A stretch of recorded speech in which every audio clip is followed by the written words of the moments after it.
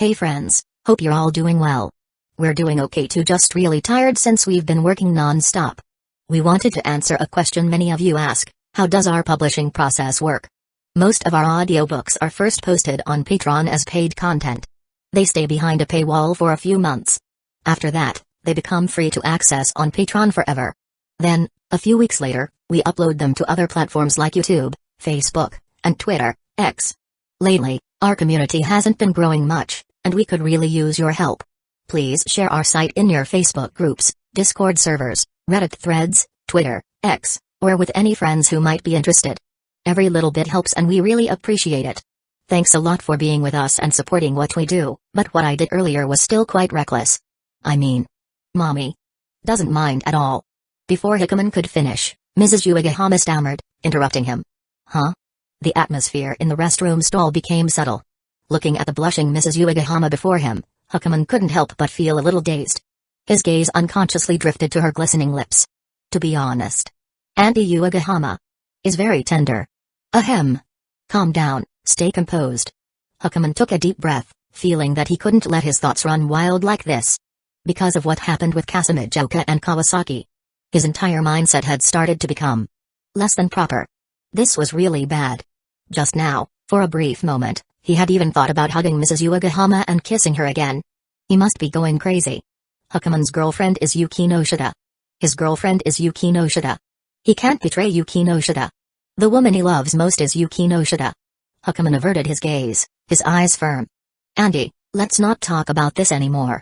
We should leave quickly before someone else comes in. Wait, Hikigaya-kun. Just as Hikigaya was about to turn away, Mrs. Hikigaya suddenly grabbed his arm. Auntie? Ha. Hikigaya-kun, if we leave now, what about? What about you? What do you mean? Hikigaya-kun, you. Mrs. Hikigaya expression was strange as she lowered her head. Hikigaya was momentarily confused, but after a few seconds, he quickly understood what Mrs. Hikigaya meant and immediately felt embarrassed. Ahem, I'm just a normal guy. Anyway, I'm sorry. It's fine, it's fine. This just means Hikigaya-kun is a healthy young man. Mrs. Hikigaya spoke gently, a hint of joy in her heart. Indeed, this child sees her as a woman, not just an auntie. Hikigaya felt extremely awkward. Mrs. Hikigaya then continued softly, since Hikigaya-kun helped Mommy earlier, now it's Mommy's turn to help you? Help me how? Leave it to Mommy. Mrs. Hikigaya pursed her lips, her eyes inexplicably shining with a faint light. Huh? Hikigaya expression changed drastically. Andy, this isn't okay. This happened because of Mommy, so let Mommy take care of it, Hikigaya-kun. Mrs. Hikigaya continued to purse her lips, her tone resolute. Andy, don't do this.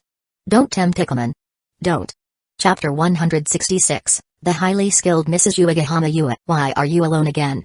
Not long after leaving the public restroom, Hikigaya ran into Mira, who was jogging. Mom and Hikigaya went ahead to run. My stamina just can't keep up. Hikigaya quickly explained. Is that so? Seeing the girl's gentle smile, Mira hesitated, then boldly speculated, I bet your mom thinks you're too much of a burden and decided to personally help you win over Hikigaya. Ugh. Hikigaya lowered her head in embarrassment. So, you better stop hesitating so much and make sure you secure Hikigaya. You have to completely outmaneuver that damn Yuki no Shida. Got it? Yumeko, Ugh. Hikigaya stammered, feeling ashamed. But Yuki and I are friends, and Hikigaya is her boyfriend. I swear, why is your mindset still not straightened out? Seeing her friend's indecisiveness, Mira grew more frustrated and smacked Hikigaya on the butt. I'm telling you, even if you don't take Yuki no Shida down, you at least have to do it for me.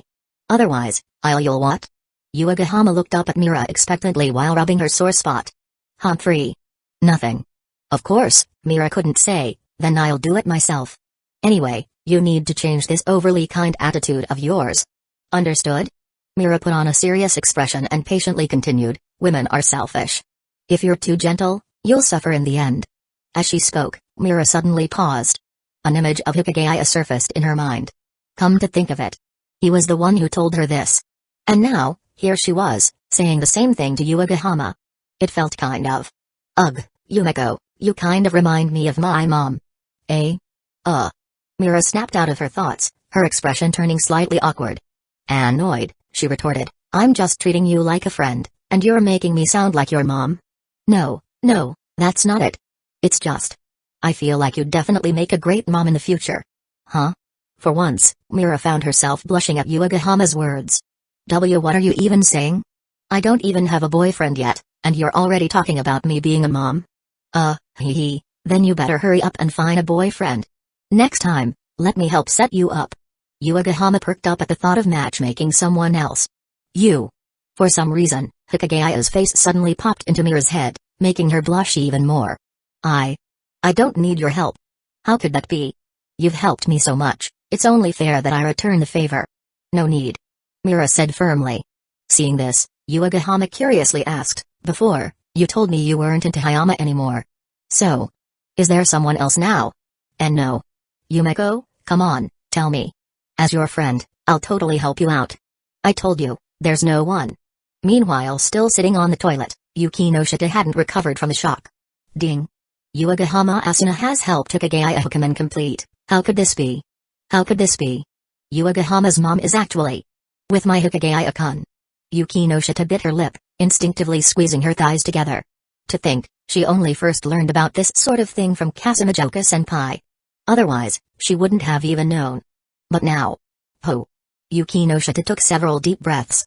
Given the situation, it seems I have no choice but to target Yuagahama's mom. After all, except for that final step, she and Yuagahama's mom had already done everything else.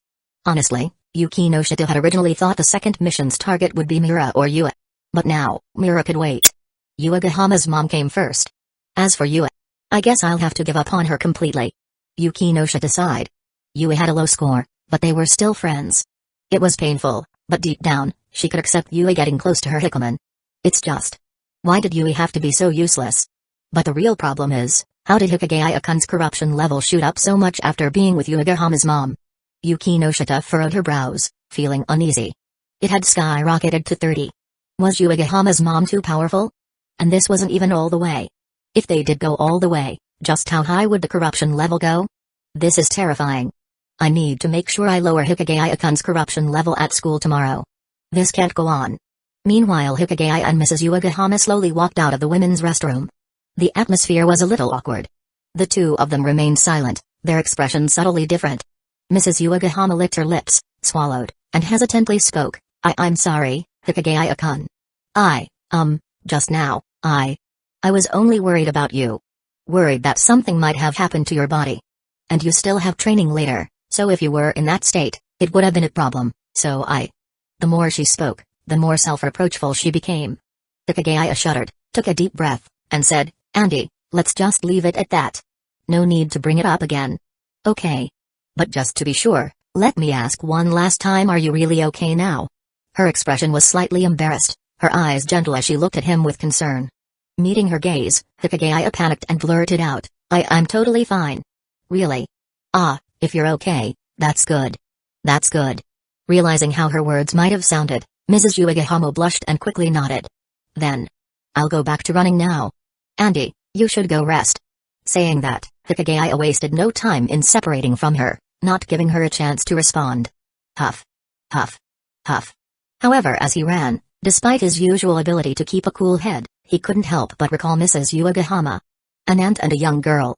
Were completely different. Kasumijoka, Kawasaki, Yuki no Shita, they were all inexperienced. But Mrs. Yuagahama?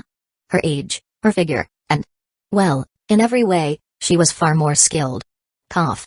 Stay calm. Hikigaya forcibly steadied himself. She was his elder. He couldn't afford to think about this any further. His girlfriend was Yuki no Shita. It was Yuki no Shita. Chapter 167, Sayuri, I can't take it anymore, I'm going to devour Hukuman-kun. Sometime later. Hukuman finished his workout and quickly bid farewell to the girls. Mrs. Yuagahama watched Hukuman leave with reluctance. Her right hand covered her face. As she gazed at the young man's sturdy back, she couldn't help but murmur to herself. Sigh, Hukuman-kun is such a wonderful boy, it seems like Mom is growing fonder of Hiki by the day. Yue said with a smile. Feeling her daughter's gaze, Mrs. Yuagahama snapped out of her reverie and guiltily averted her eyes. Ahem, you need to work harder to win Hukuman-kun over. Mommy really hopes he can become part of our family. Ugh. I'll do my best. Yue blushed and lowered her head. Seeing this, Mrs. Yuagahama sighed, while the strange stirrings in her heart grew stronger. She knew she needed to hurry home. Just as she was about to leave with her daughter, a phone ringtone interrupted. Huh? Mrs. Uegahama froze. It was her phone. Mommy needs to take this call. Okay. Yua nodded, pulling out her own phone and starting to fiddle with it. This child. Mrs. Uegahama rubbed her forehead in exasperation before ignoring it and pulling out her phone. When she saw that it was Sayuri calling, her expression subtly changed. After hesitating for a few seconds, she answered the call. Immediately, Sayuri's charming face appeared on the screen. The two were close friends, so they often preferred video calls. At the moment, Sayuri had just finished her bath and was lying in bed, looking completely relaxed. Asuna, what kind of poses do you think boys aged 18 or 20 like women to do the most? You know what I mean, right huh? Mrs. Uegahama's face instantly turned bright red. Glancing at her daughter, who was engrossed in her phone, she quickly walked further away to prevent Yua from hearing Sayuri's embarrassing words. Yua glanced at her mother in confusion but didn't think much of it, continuing to play with her phone.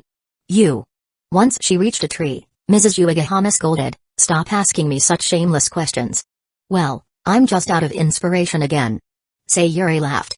Whenever she lacked inspiration, she often turned to her good friend for advice. After all, her friend occasionally read Jinshai too. "I don't know," Mrs. Uegahama said irritably. "Don't just reject me outright. At least give me a few suggestions." Sayuri quickly added, afraid Mrs. Uegahama would hang up. What kind of suggestions can I give you?" Mrs. Uegahama said helplessly, "It's not like I've ever." Ahem. As she spoke, her face turned red, vaguely recalling the scene that had just happened with Hikaman. "I know you haven't, but you've probably read a lot of that kind of Jinshai, so." "Ugh. I hardly ever read that stuff." "Liar, you don't read it? If it weren't for you, would I even know about that kind of thing?" Mrs. Uegahama muttered at Sayuri. "Don't say that, we're both women, and we all get lonely. Reading Jinshai helps relieve stress. Who's like you?" "Well." The two chatted and laughed. After some back and forth, Mrs. Uegahama finally offered a few embarrassing suggestions. "As expected of Nana, it feels like you've actually tried these yourself." "And no way." Mrs. Uegahama said irritably, "Are we done here? If there's nothing else, I'm hanging up." "Don't be in such a hurry. We're old friends, can't we chat for a bit?"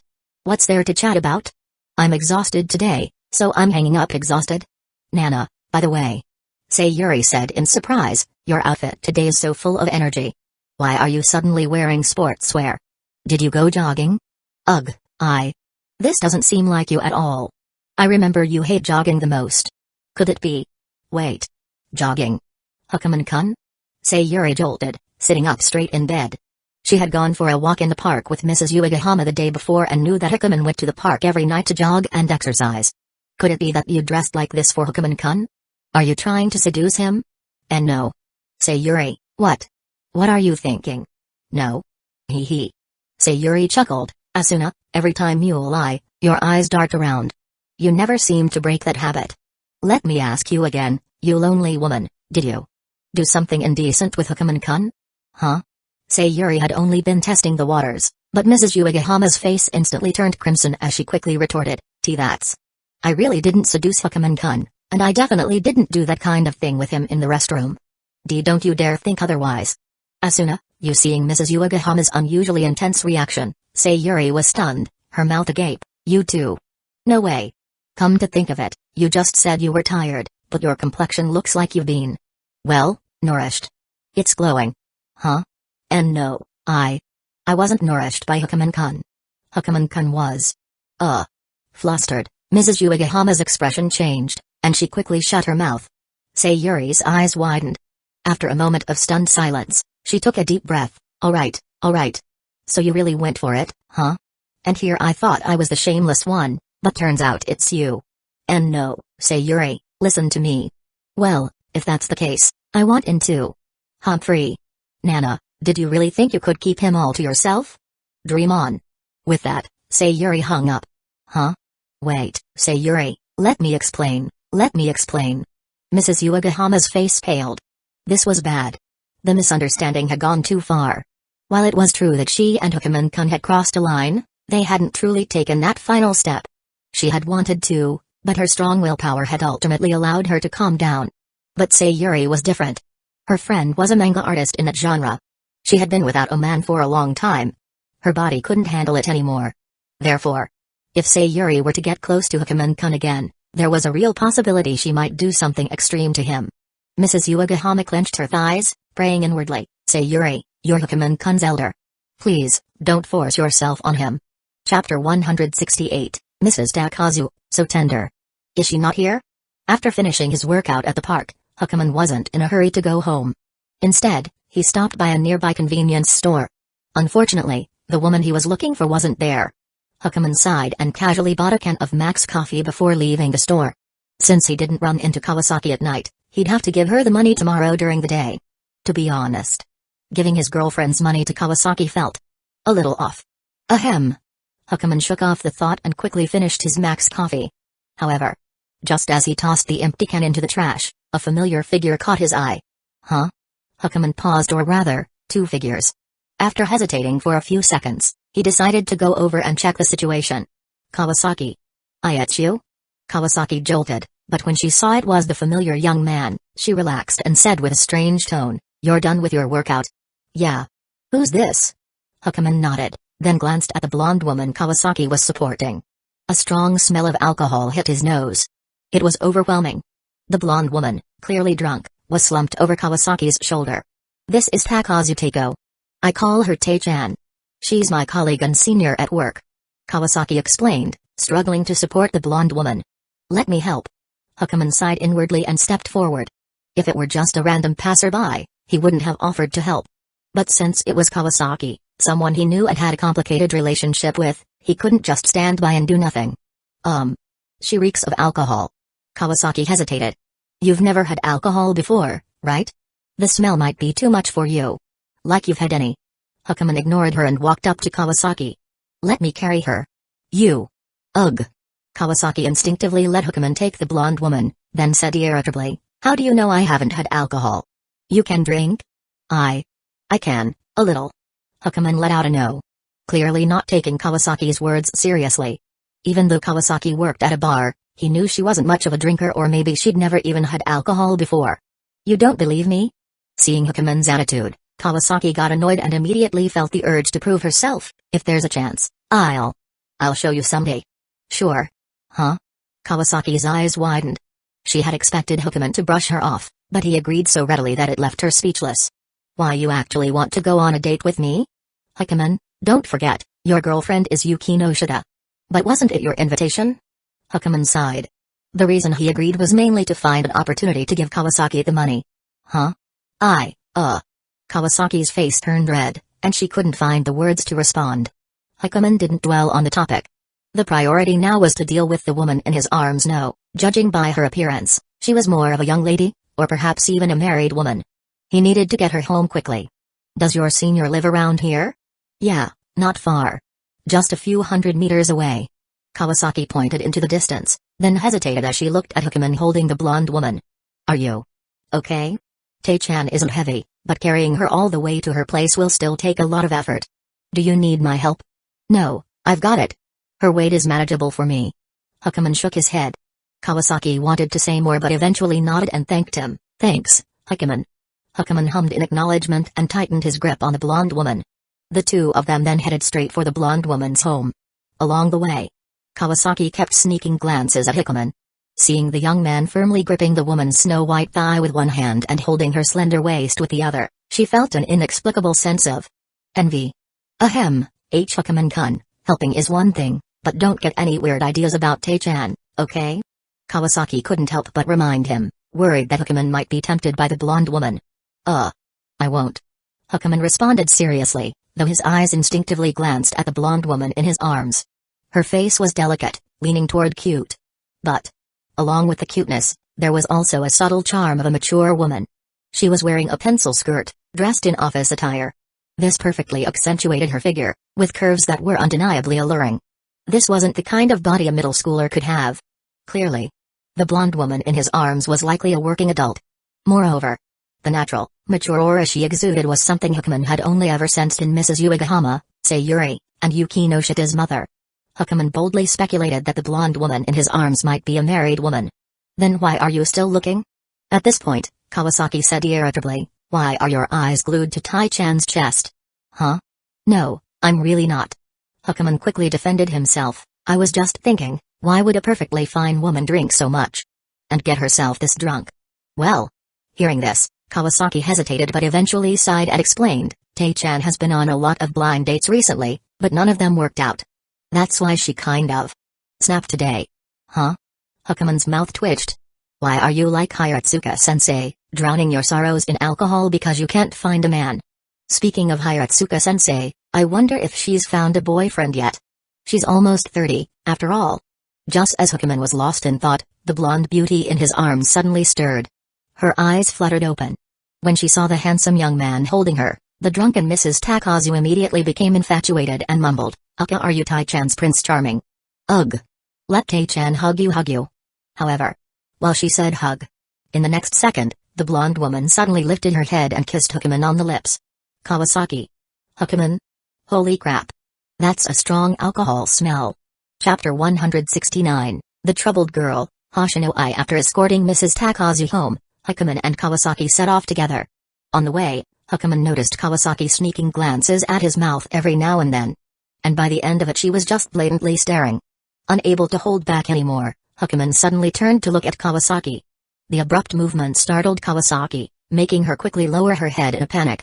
Hakumen. Kawasaki. For a moment, the atmosphere grew awkward. I know what you want to say, but it's really not a big deal. Taking a deep breath, Hakumen took the initiative to break the silence. This isn't something that can just not be a big deal. Kawasaki pursed her lips before continuing, you're Yuki no Shita's boyfriend. How? How can you just go around kissing other girls so casually? Tae-chan got drunk earlier, so I formally apologize on her behalf. Yep, that's Kawasaki for you, always taking things a little too seriously. Ahem, about this. I'll, explain everything to Yuki no Shita later. Don't worry, I'll make it clear that it was just an accident. Kawasaki spoke with a serious expression. Whoa. There's no need to bring this up with Yuki no Shita. Hakumen was exasperated. Huh? But. No buts. It was just an accidental kiss. I stopped caring about it ages ago. He waved a hand dismissively. How can you not care? Kawasaki grew anxious. A kiss is something that should only be shared with the person you love the most. If it's with someone else, the thing is, Kawasaki, you and I have kissed countless times already. Ugh. Her heart skipped a beat, and her face immediately turned red. She stammered, that was different. That was an accident. Which is exactly why this was also just an accident. Hakumen sighed. Alright, let's stop dwelling on it. Let me ask you something, are you heading to the supermarket later? Huh? How did you know? Kawasaki snapped out of her embarrassment, looking surprised. Just as I thought. Hakumen sighed again. You're planning to cook for me tomorrow, aren't you? Well, yeah. What else? Kawasaki responded hurriedly, I have to make sure you get enough nutrition. Otherwise, next time you and Yuki no Shita here, take this. Hakumen pulled out 50,000 yen from his pocket and shoved it into Kawasaki's hands. Kawasaki stared at him in shock. Hakumen, what's the meaning of this? It's payment for your cooking. Wait, are you treating me like your maid or something? I was just take it. Otherwise, from now on, even if I starve to death, I won't eat another bite of your food. Huh? Why you? Seeing how stubborn he was, Kawasaki bit her lip before finally giving in and accepting the money. Huh? So this actually worked? Hakumen suddenly realized something when dealing with these women, sometimes, you just had to be firm. Especially with Kawasaki. The more forceful you were, the more likely she was to listen. Probably. After parting ways with Kawasaki, Hakumen could finally head home in peace. Too much had happened today. First, Haruno stirring up trouble after school, then Mrs. Uegahama's teasing at the park, and finally running into Kawasaki on the way home. Sigh. So exhausting. Right now, all Hakumen wanted was a hot bath. He just wanted to relax. With quick strides, he headed for home. However, the more he wanted to get home, the more obstacles seemed to pop up in his way. He hadn't even walked that far when Hakumen suddenly spotted a girl squatting beneath a streetlight in the distance. She had her head buried in her knees, a baseball cap pulled low over her face. Long, violet hair cascaded down her back. She was wearing incredibly short shorts, her pale thighs standing out under the dim glow of the street lamp. Though he couldn't see her face, her figure alone was undeniably top tier. A troubled young girl? Why do things like this always happen to me at night? The one thing he really didn't want to happen happened anyway. Hakumen sighed internally. To get home, he had to pass right by her. And to be perfectly honest, he had no intention of playing therapist for some heartbroken girl or run away. But if he just walked away, something about it didn't sit right with him. Sure, Chiba was a relatively safe place, but who's to say some creep wouldn't pop up out of nowhere? If he woke up tomorrow to see a news report about some girl being assaulted in the middle of the night, he wasn't sure he'd be able to stomach it. Sigh. If only I were blind. Then I wouldn't have to see anything. I could just walk past her without a second thought. But now damn it. I can't believe I'm actually trying to figure out how to deal with this mess. Huckleman stood frozen in place, deep in thought for several minutes. His first instinct? Call the cops. Let the police handle it. But the problem was, sure, reporting it would solve things temporarily. Once the cops showed up, they'd definitely send the girl home. But what about tomorrow night? Or the night after that? To be honest, calling the police was effective, but it wouldn't necessarily solve the root issue. If this girl showed up here again tomorrow, was he supposed to keep calling the cops every night? After thinking it through, forget it. No cops. That left only one option. Huckleman took a deep breath, deciding to give this troubled girl a harsh lesson, let her experience firsthand just how dangerous society could be. Holding his breath, he took a bold step forward, walking straight toward the violet-haired girl. Stopping in front of her, he hesitated for a moment before speaking. Feeling lonely all by yourself? Hey. Wanna have a drink with Big Bro? Wait. Is this how you're supposed to play a thug? It should be, right? Hearing his words, the violet-haired girl stirred slightly.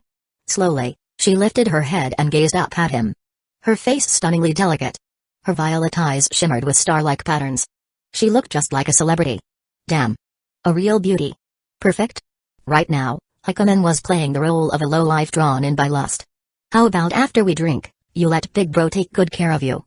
Huckleman made no effort to hide his gaze, his eyes racing over her petite frame with feigned greed. The girl Hoshino blinked, staring at Huckleman for a few seconds before breaking into a dazzling smile. A hotel? Sure. Huh? Wait. Is this girl really just a lost youth? Did I actually just run into a filthy little? Huckleman was utterly dumbfounded, completely missing the sly glint flashing through the girl's eyes. Chapter 170, Delinquent Girl, Hoshino I. Huckleman's original plan was to scare this runaway girl by acting like a thug. His goal was to leave her with a deep, unforgettable trauma. That way, she'd never dare run away from home again. Who knows? She might even get so spooked that she wouldn't dare walk home alone at night anymore. Sure, his method was a bit extreme. It was the kind of thing he used to do. If Yuki Noshita found out, she'd probably beat him to death. But she didn't know. And she wouldn't find out. No choice. Even if Yuki Noshita had saved him, he was still Hikigaya. His instincts as Hikigaya would never fully change. However, what Huckleman didn't expect at all was that instead of getting scared off, the girl actually agreed to his thug-like demand. She even invited him. To get a room? Are you kidding me? We literally just met for the first time. Who's the real thug here, me or her? Tragic. Yuki Noshita, come save me. I've run into a filthy temptress. Huckleman felt bitter. This was a disaster. No way. There was no way Huckleman would lose his purity to a girl like this. Oh? Huckleman forced himself to stay calm, curling his lips into a wicked smirk. But just so you know, I'm not paying. Stay cool. Huckleman was a thug right now. A super evil thug. If I act even more thuggish than her, she'll back off. No problem. Hoshino still smiled. You don't have to pay. Wait, what? Are delinquents these days just not even professional anymore? Since when was this a free service? This is amazing. Huckleman took a deep breath and continued in an exaggerated, villainous tone. I'll make sure we go at it for 300 rounds. Wait. Hold on. TSK. Why the hell are they so big? Gross. What's gross? Hoshino looked puzzled. Your boobs. Huckleman scrunched up his face in disgust. TSK, unlucky. They're way too big. Why couldn't you be flat-chested? With that, he turned around and started walking off dramatically. That's it? You're just leaving? Hoshino called after him. You're not flat. I have no interest in you. Huckleman replied flatly without looking back. In fact, he even picked up his pace, trying to flee the scene. But before he could take more than a few steps, a series of soft, bell-like giggles rang out behind him. PFFT, like someone being tickled. The laughter wouldn't stop. Huckleman's body stiffened. His mood plummeted. Sigh. So humiliating. Getting laughed at by a delinquent girl. Forget it. As long as she's not actually a runaway, that's fine. Huckleman sighed internally, deciding not to linger any longer. Just now. Thanks. The laughter suddenly stopped, and the girl spoke again. Huh? Was she talking to me? No, no, no. Hikigaya, this is just another one of your life's many delusions. He kept walking, pretending not to hear. Hey. Wait a second. I'm talking to you. Seeing him ignore her, Hoshino pouted and stood up, about to follow after him. However, squatting for too long had left Hoshino's legs completely numb. As a result, after just a few steps, she lost control of her body and charged straight into Hikigaya. Watch out. Huh? Ah. Thud. Hoshino accidentally tackled Hikigaya to the ground. Wait. You're not seriously trying to force yourself on me, are you? Are delinquent girls really this messed up nowadays? Sorry, but I really only like flat chests. I'm not into sorry. Before Hikigaya could even finish his sentence, Hoshino quickly stood up, grabbing his arm and apologizing with an embarrassed look. Are you okay? I hadn't even properly thanked you yet, so I got a little too eager. Seeing the girl's sincere expression, Hikigaya hesitated for a moment after getting up. But the next second, he turned his head, preparing to leave. I have no idea what you're talking about. Next time, watch yourself. Otherwise, even if you were flat-chested, I wouldn't go easy on you. PFFT. Hoshino burst into laughter again, even tearing up from laughing so hard. That's enough. You're gonna kill me. This is way too funny. That's not how you act like a thug at all. Huh? A real thug would have already laid hands on me, grabbing my chest, my butt, something. Who keeps this much distance while playing the bad guy? Hoshino looked at Hikigaya with a teasing smile. Hikigaya felt utterly exposed. Crap. She saw through me. That means her whole delinquent girl act was just her messing with me too? His heart skipped a beat. Seeing the playful yet knowing smile on her face, cold sweat ran down Hikaya's back. That smile. It was bad news. It felt like the devil himself was grinning at him. Stay calm.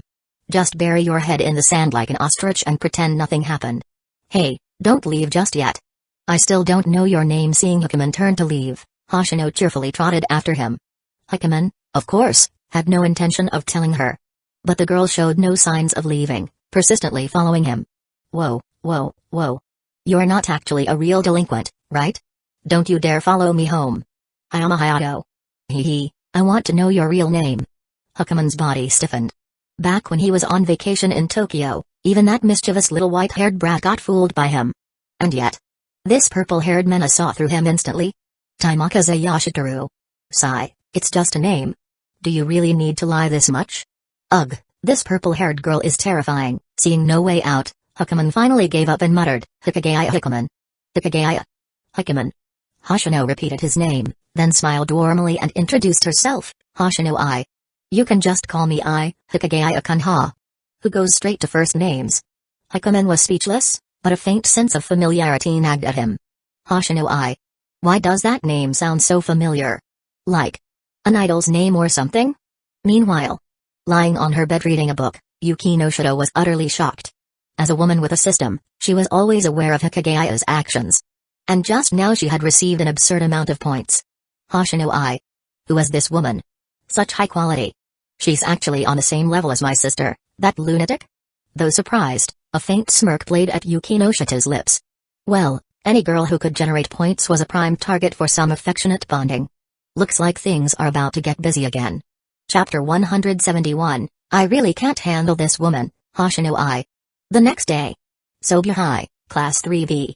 During the break between classes, Hikigaya stared at his phone screen, scrolling up and down with his fingers. Bikomiki, idol, Hoshino I. Yeah, this girl definitely has some issues. After looking up some information, Hikigaya could more or less figure out why Hoshino had been sitting alone on the street like some kind of lost girl last night. She reminded him of his ex-girlfriend in a way too dazzling for those around her to truly connect with. Add impossible personality quirks and a complicated family background, and Hoshino I? Huh? Since when did Erkan start liking idols? A voice suddenly came from right beside his ear, making Hikigaya shudder. He looked up. At some point, Kasumi Jouko had leaned in, resting her chin on his shoulder as she intently stared at his phone screen. Senpai, what are you doing? Startled, Hikigaya quickly tried to lock his phone.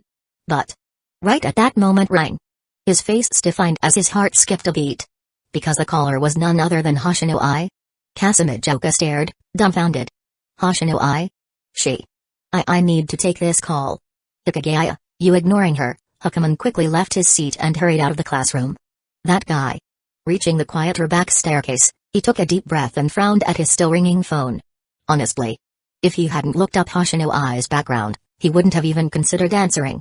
But after reading about her, he couldn't help but feel something. Not in a romantic way, of course. Just a strange sense of empathy. Sigh. Hukaman sighed, hesitated for a moment, then finally answered. Hello, Hoshino. Miss. Phew, finally got through. On the other end, Hoshino let out a relieved breath. Sorry for calling you at school. You're on break now, right? What do you need? If it's nothing important, I'm hanging up. Ugh, Hikigaya-kun, don't be so cold. Hoshino sounded disappointed. Looks like you didn't read any of my messages. How could you ignore me like that? Messages? Oh. Right. Last night, she had insisted on getting his contact info. Just remembering her persistence made his scalp tingle. This woman's smile had an oddly irresistible quality to it. It was absolutely terrifying. So, without a second thought, Hukaman had blocked her messages, in hopes of cutting off all contact. As expected. You don't know. Hoshino sighed, but she quickly perked up again, her voice cheerful. But that's okay. I can just tell you now. What do you want? Hukaman asked warily. What? Don't treat me like some sketchy woman. I was just joking yesterday. I'm just a normal girl, you know. Hoshino said helplessly, sensing his caution. You're terrifying. Hukaman did not want to deal with terrifying women. I just wanted to thank you properly. Hikigaya-kun, are you free this weekend? Let me treat you to a meal. Huh? Thank me? Hukaman frowned. I didn't do anything for you. What's there to thank? How could you say that? Hoshino replied seriously. First, there's your kind heart, you pretended to be a bad guy to scare me home. And second, hey, you secretly followed me all the way and made sure I got home safe, didn't you? Why not just walk me home properly? Huh? Hukaman's expression stiffened. I didn't. I was just passing by. Nope. This was bad. This girl was way too scary. Can I just hang up now? Alright, if you say so. Hoshino giggled. But that's not the main point. Most importantly. Your little speech last night really inspired me. I feel recharged, all thanks to you, Hikigaya-kun. Ha. I didn't say anything like that. Foo-fa-foo. Hoshino just laughed. Hukaman, on the other hand, turned slightly red, looking awkward. Fine. Last night, he may have given a slightly over-the-top, cringeworthy pep talk. Sigh. He just didn't want to run into another runaway idol on the streets again. Caring? Ha. Hukaman didn't do caring. Why'd you go quiet? Hikigaya-kun, you still there? I'm not. Oh, don't sound so depressed. Shouldn't a guy be excited when a cute girl is talking to him? Just cute? You're Hoshino Ai, the top idol of Bikamaki. If your fans knew you were talking to me, they'd probably come at me with knives. I'm weak. I'm scared. Please, have mercy and stop contacting me. PFFFT. Hoshino burst into laughter on the other end. Hikigaya-kun, you're hilarious. But you didn't even know I was an idol last night. So how'd you suddenly find out this morning? Could it be you secretly looked me up? Why you? Hukaman's face changed slightly. Nope. He couldn't handle this. This was too much. This woman was too dangerous. Hukaman seriously did not want to talk to her anymore. Hikigaya-kun, so it's settled. See you this weekend for dinner. Don't worry, I won't let my fans find out. Huh? No, I'm busy this weekend. Eh? You're lying. I'm serious. I have things to do. Remembering that he had to help hire Oa with some camp thing, Hukaman sighed bitterly. And just then a voice, dripping with resentment, sounded from behind him. Hikikun? Hukaman shuddered and turned around, trembling. It was Kasumijoka. Smiling brightly. Senpai, when did you get behind me? And that expression, are you about to eat me alive? Chapter 172, Yuki no Shita today. She's just too alluring, I can't handle it. Back at his seat, Kasumijoka pouted as she kicked Hukaman's chair repeatedly, her tone filled with resentment. You actually have a thing going on with idol Hoshino Ai? Her words sent a chill down Hukaman's spine. Sigh. I already told you, I don't. It was just a coincidence. Hukaman reluctantly explained his encounter with Hoshino, though his explanation was rather half-hearted. Humphrey. Kasumijoka huffed, still dissatisfied. A coincidence? Who would believe that? I don't care, Air-kun. You must make it up to me. During the afternoon break, we whoa. So this was your real goal all along? Sorry, But I already have plans for lunch. With who? Uh. Kasumijuka's gaze instinctively drifted to Kawasaki, who had been eyeing them from a distance. Noticing Kasumijuka's sharp look, Kawasaki quickly averted her eyes. Kasumijuka gritted her teeth. You dare say you don't have something going on with Kawasaki? I don't. Hakuman replied as calmly as he could. We just eat lunch together sometimes, that's all. Humphrey. If you don't believe me, I can't help it. Hakuman shrugged. Ugh, damn you, Air-kun. Just admit you're getting tired of me. Kasumijuka was practically squirming in frustration. Huh. Air-kun, if it really comes to that, just as Kasumijuka was about to say something dramatic, the bell for class rang. And so, morning classes dragged on with Hakuman enduring Kasumijuka's relentless pestering. When lunchtime finally arrived, he managed to shake her off and continued his rooftop lunches with Kawasaki. Afternoon that day, there was a class. Hakuman's class, 3B, had scheduled in the afternoon, and coincidentally, so did 3J Yukinoshita's class.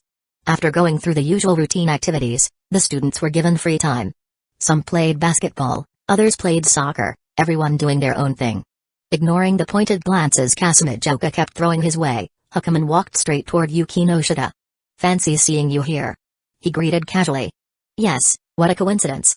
Yukinoshita replied with a soft smile. The couple strolled around the track together. At one point, Yukinoshita glanced over at Kasumijuka, who was staring at them with a somewhat pitiful expression. Honestly, senpai, you're way too greedy. You even want to hog Hakuman during class? Dream on. He's mine right now. Hakuman-kun, are you thirsty? Want some water?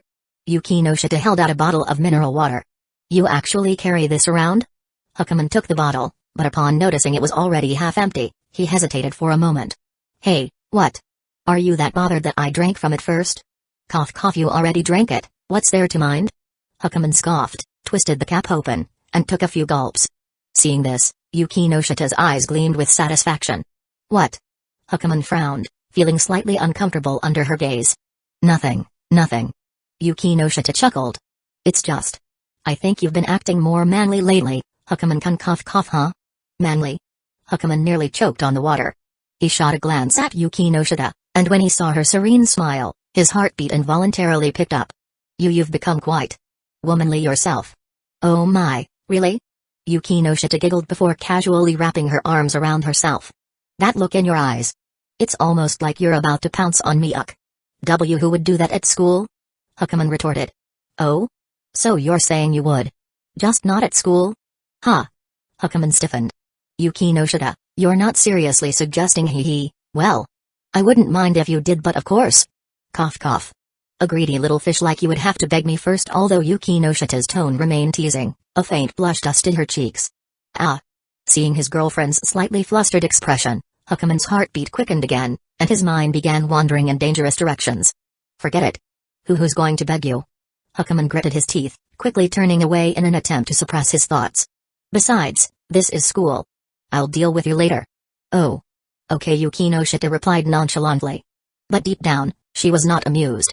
Oh? Now you want to play innocent? What's so wrong about school? You've already done stuff with Senpai and Saki here. But with me? Suddenly it's an issue? Fine then. Just wait. I'll make sure you're begging for it soon enough. With an angelic smile, Yukinoshita sweetly suggested, Hakuman-kun, let's sit under the tree for some shade. Sure. Hakuman nodded and followed her toward the tree near the track. But just as he took a few steps, his body stiffened. What's wrong? Noticing his sudden halt, Yukinoshita turned back, tilting her head in concern. And nothing. As her gaze settled on him, Hakuman's heart pounded violently in his chest. For some reason, Yukinoshita looked more stunning than ever today. The more he looked at her, the more he found her unbelievably attractive. Just utterly irresistible. Especially her legs. His eyes drifted down to her pale, slender thighs. Hakuman-kun, come on, Yukinoshita smiled as she grabbed his arm, pulling him forward. Wait, cough cough. The faint scent of her shampoo, mixed with something uniquely her, flooded his senses. It was sweet like vanilla ice cream. Seeing Hakuman's gaze slowly turning dazed and entranced, Yukinoshita's lips curled upward. Hey. Let's see how long you can hold out. Still trying to resist? Still pretending you don't want me? Oh, Hakuman-kun. Just you wait. Yukinoshita had already planned this out last night. To lower his corruption level, she needed to properly take care of him today. But since she was too shy to outright say let's get all lovey-dovey at school, she had a different approach in mind. She'd make him the one to break first. Glancing at her boyfriend, who was desperately fighting his own instincts, Yuki no Shita's eyes twinkled mischievously. Give in already, Hukaman-kun. Stop resisting. And obediently let your loving wife purify you. Chapter 173, Yuki no Shita forgot to take her own medicine. Husband, stop. No. Hikigaya and Yuki no Shita sat beneath the tree, enjoying the shade. A gentle breeze swept past, brushing against Yuki no Shita's fair thighs, making her instinctively squeeze them together. At this moment Yuki no Shita was feeling more than a little frustrated. What kind of willpower does Hikigaya even have? I literally drugged him. And he's still holding out this long? Hurry up and grab me, then ruthlessly. Ahem. Sigh. If I had known this would happen, I should have increased the dosage. I was still too soft on Hikigaya-kun. Yuki no Shita sighed internally, sneaking glances at him. As fate would have it, Hikigaya was also sneaking glances at her. Their eyes met. A faint blush crept onto both of their faces.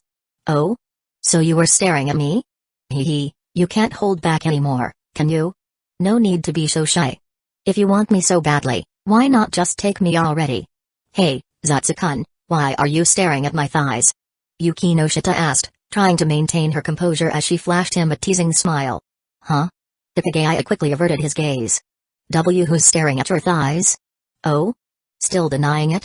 Yuki no Shita chuckled. Knowing you, you've probably been fantasizing about my fair, delicate legs for a while now, haven't you? Ugh. So disgusting. I have not. Hikigaya shot back, clearly exasperated. And besides, it's not like I haven't already. His words trailed off awkwardly. His heartbeat quickened, and his previously composed expression was now tinged with a visible blush. Hey, so you are thinking about it, aren't you? Yuki no Shita's smile brightened. I'm not. I mean. No. Really? Really, Huh? Just as Hikigaya was about to refute her, he suddenly realized Yuki no Shita had grabbed his hand.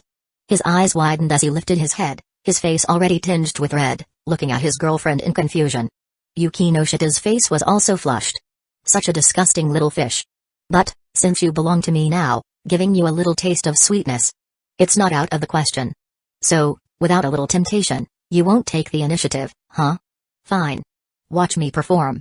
Eh? Why Yuki no Shita, what do you mean? UMPH. Hikigaya's pupil shrank in shock. Yuki no Shita had taken his hand and placed it directly onto her smooth, delicate thigh. How? Does it feel? Just as she lifted her head she noticed that the ouge on top of Hikigaya's head had shot straight up. Ugh, so adorable. Her heartbeat quickened. As for Hikigaya, he instantly yanked his hand back. At the same time his entire body was trembling uncontrollably. So beautiful, I could just lick wet. Ah. Already flustered, Yuki no Shita's face burned an even deeper shade of red at his words. Ugh, and no wonder it's you. Even the things you say are so vulgar. Vulgar little fish, disgusting, indecent. Despite her protests, her body betrayed her. She instinctively grabbed Hikigaya's hand again, her face burning as she stammered, say more. Hikigaya's mental defenses nearly collapsed. He gripped her hand tightly, his voice trembling as he struggled to speak. Yuki no Shita, wait. If you have something important to say, let's talk behind the tree. Hey, trying to challenge me? You're still too green. Finally caving in, aren't you? Hikigaya hesitated. Eh? Behind the tree? Yuki no Shita smirked. What, do you want everyone to see us getting intimate in broad daylight? No, wait. Intimate? That. Oh. His expression changed slightly before he finally nodded. The two of them snuck behind the tree. The trees at Sobuhai had thick trunks. As long as no one got too close, it was impossible to see them hiding there. Yuki no Shita's lips curled into a playful smile. Hikigaya-kun, what were you about to say just now? Eh? Feeling the weight of her expectant gaze, Hikigaya hesitated and countered, you. What exactly did you mean by intimate? Intimate means intimate. Yuki no Shita replied, grinning mischievously. And what does Hikigaya-kun think it means? I mean. His eyes betrayed him, constantly drifting over her exquisite figure. His hands trembled. Under the effects of the drug, he finally took a step forward and pulled her into his arms. Ding. Hikigaya Hukuman's corruption level -1. Yuki no Shita gasped. But when she heard the notification of his corruption level decreasing, she couldn't stop the satisfied smile that spread across her lips. Excited as she was, she had to maintain her dignity. Hikigaya-kun, what are you? I want to be intimate with Yuki no Shida. Inhaling her sweet fragrance, Hikigaya clenched his teeth and forced the shameful words out. Yuki no Shida feigned ignorance. And by intimate. I hate to admit it, but... Yuki no Shida, today you're really... beautiful. I kind of... cough sorry. I see. He's complimenting me. But... She coughed lightly to mask her delight. What's there to be unwilling about? It's just frustrating. The fact that I actually... want you. Humphrey. She smirked, eyes twinkling. That only proves that, deep down... you care about me a lot. Ding. Hikigaya Hukuman's corruption level -2. Hikigaya froze for a moment before reluctantly letting go. Their gazes locked. A deep, lingering affection passed between them. Hikigaya swallowed hard and cautiously asked, "Can I?" Blushing furiously, Yuki no Shida quickly turned her back to him, trying to hide her expression. But as Hikigaya's eyes traced the elegant curve of her back, he took a deep breath. No more hesitation. He wrapped his arms around her from behind. Yuki no Shida shuddered. Her heart pounded wildly. "So, you finally surrendered, huh? There's still plenty more waiting for you." But just as Hikigaya lowered his lips to her neck, Yuki no Shida's brain suddenly jolted. A terrifying realization struck her like lightning. Wait a second. Did I forget to take my enhancement potion? Wait, Hikigaya-kun, listen to me. I need to Yuki no Shida, I love. She turned her head, and at that exact moment, Hikigaya pressed his lips to hers. Ding.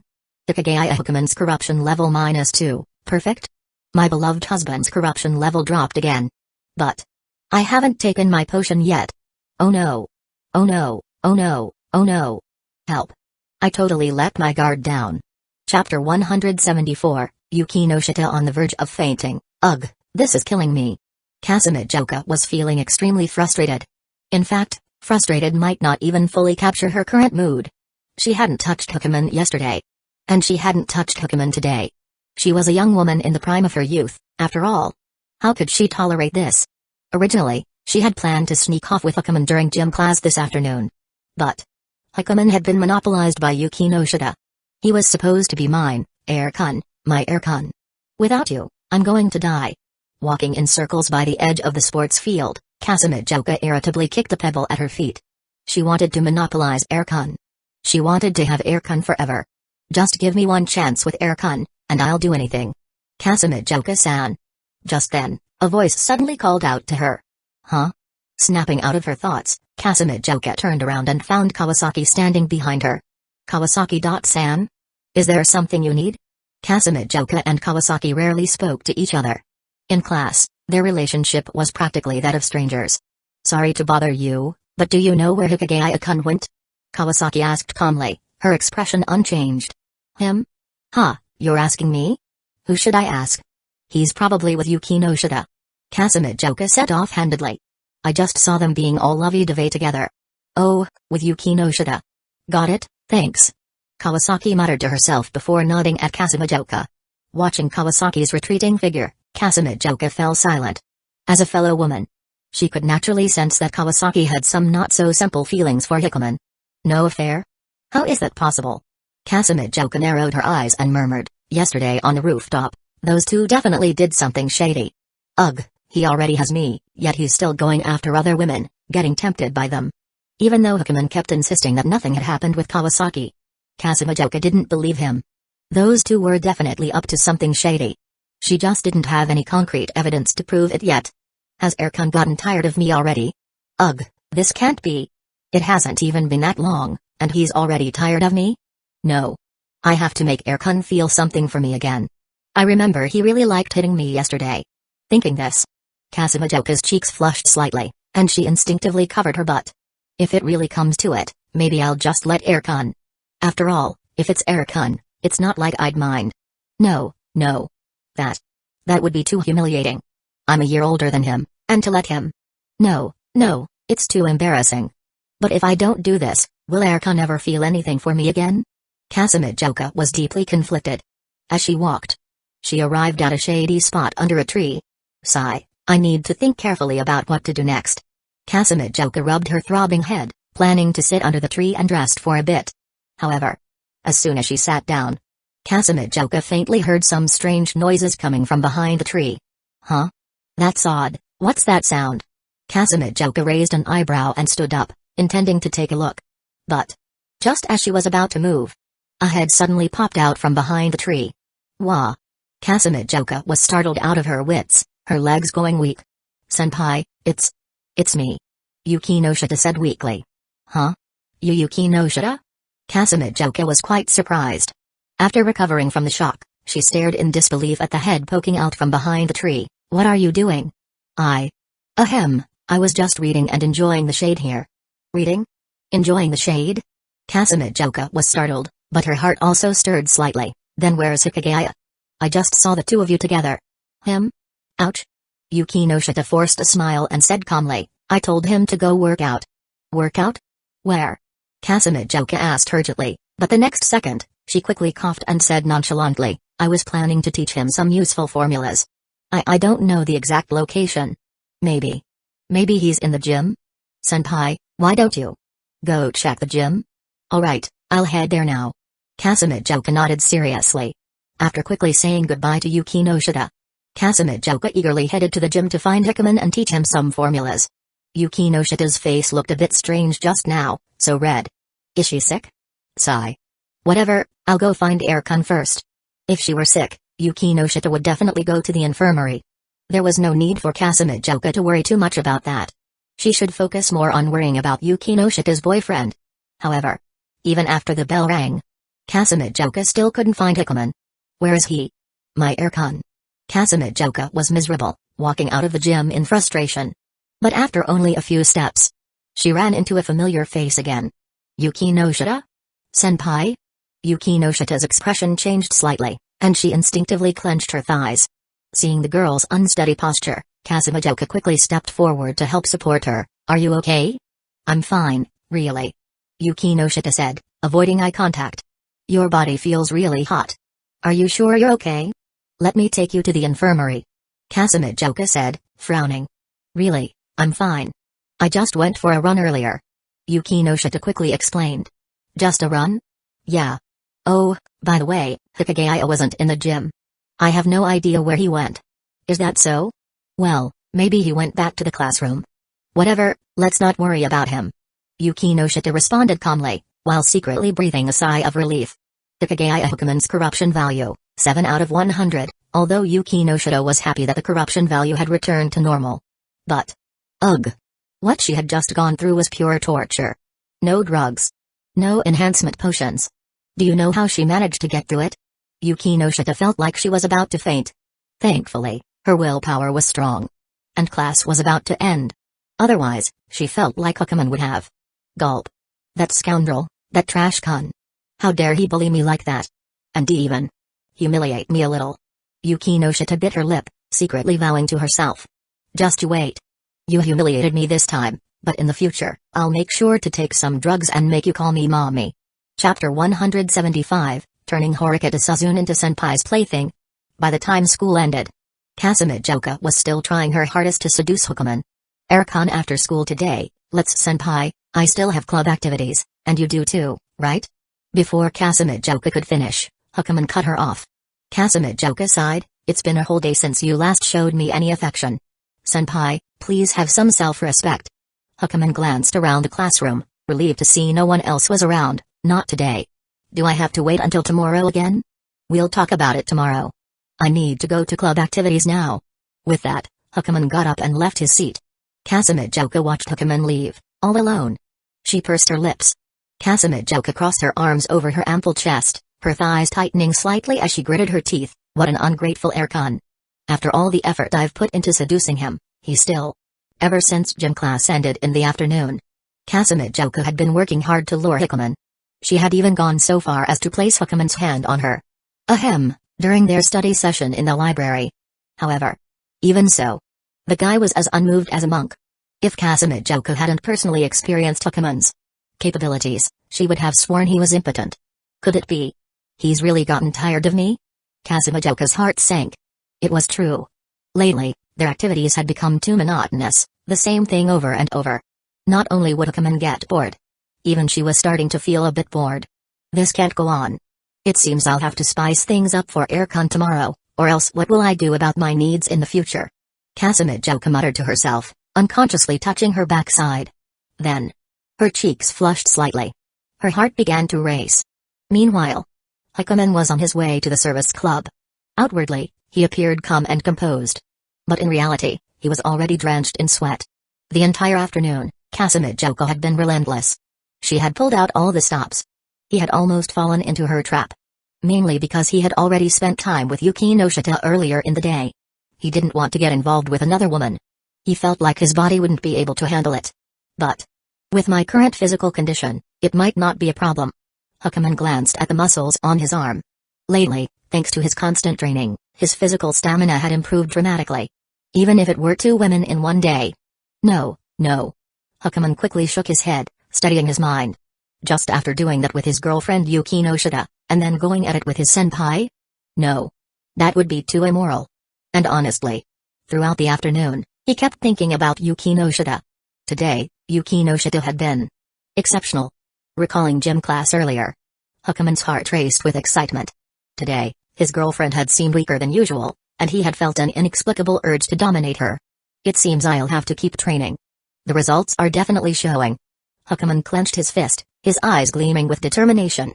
As he continued on his way to the service club, his phone suddenly rang. Huh? Hikigaya snapped out of his thoughts and quickly pulled out his phone to check. Ugh. It was Hoshinoi again. Sigh. He really didn't want to get involved with this woman. A man's intuition told him that this woman was terrifying. After hesitating for a few seconds, Hikigaya decided to ruthlessly hang up. Women are such troublesome creatures. Senpai, aren't girls supposed to be cute creatures? Just then, a voice suddenly spoke up from behind Hikigaya. As Hikigaya turned his head, the little devil behind him hopped into view like a bunny. Huh? Hoshinoi? Facing the little devil who had bent over to sneak a peek at his phone, Hikigaya was startled and quickly stepped back, hanging up the call. What do you want? Hikigaya asked warily. Ah, senpai, don't be so nervous. With a cheeky smile, Ishiki said cheerfully, the Hoshinoi who just called senpai. She wouldn't happen to be the super popular idol Hoshinoi, would she? You're into idols? A loser like me, how could I possibly have an idol's phone number? Hikigaya remained calm on the surface. She's just a regular friend I met recently. It's just a coincidence that we share the same name. Huh? Ishiki blinked. How strange, to have such a coincidence. But then again, it's true. A useless loser like senpai couldn't possibly have an idol's phone number. Hey, got any manners? Anyway, what do you want? Spit it out. Hee, what else? It's about our plans for the weekend, senpai still grinning. Ishiki pulled a file out of her bag and handed it to Hikigaya. Hikigaya took it. Ishiki continued, as the saying goes, know your enemy and know yourself, and you can win 100 battles. I've been investigating the student council president of Advanced Nurturing High School. Here's her info. Take a look, senpai. The student council president of Advanced Nurturing High School? Hikigaya flipped through the file, scanning its contents. Yep. The current student council president of Advanced Nurturing High School is a girl named Horikita Sazune. Let me tell you, this girl is a handful. She's so rigid and by the book. Ugh, dealing with her is exhausting. Ishiki kept complaining. Horikita Sazune? As Hikigaya read through Horikita's profile, his brow furrowed slightly, and he muttered, so the student council president isn't her. Her who? At some point. Ishiki had leaned in close to Hikigaya, blinking curiously. Nothing. Hikigaya didn't feel like explaining the little white-haired girl to Ishiki. Do you know any students at Advanced Nurturing High School, senpai? No. Huh? Ishiki blinked in surprise, but she didn't press further. Instead, she continued complaining, well, whatever. Let's get back to the student council president of Advanced Nurturing High School. Senpai, this Horikita Sazune is so annoying. Because of her, I haven't been able to sleep well lately. I've given you her info, so it's up to you now. Senpai, do your best to turn her into your plaything. Help me vent my frustration. From Ishiki's words, it was clear that the little devilish Kuhai had suffered greatly at the hands of this Horikita Sazune. Hikigaya sighed, you want me to deal with such a terrifying person? And what's this about a plaything?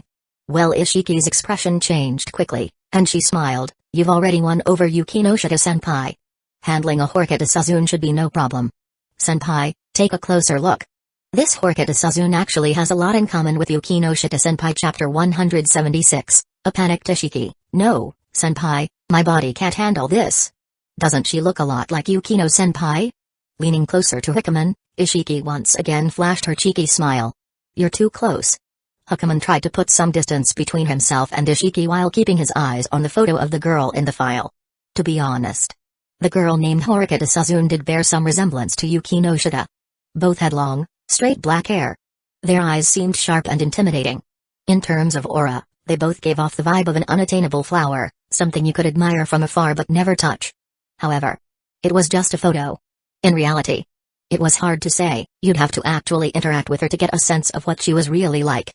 Who do you think has more charm, her or Yukino-senpai? Ishiki asked shamelessly. You're more charming. Hukuman glanced at Ishiki indifferently. Huh? Ah. Ishiki, who had been smiling brightly, suddenly looked flustered. Say senpai. Are you flirting with me? Ugh, you're not actually interested in me, are you? No, I already have someone I like, so I'm sorry, senpai. Hukuman mimicked Ishiki's tone. Ishiki stared at Hukuman in shock. Why are you stealing my lines? Hukuman ignored her and neatly tucked the file into his bag. I'll take a closer look later.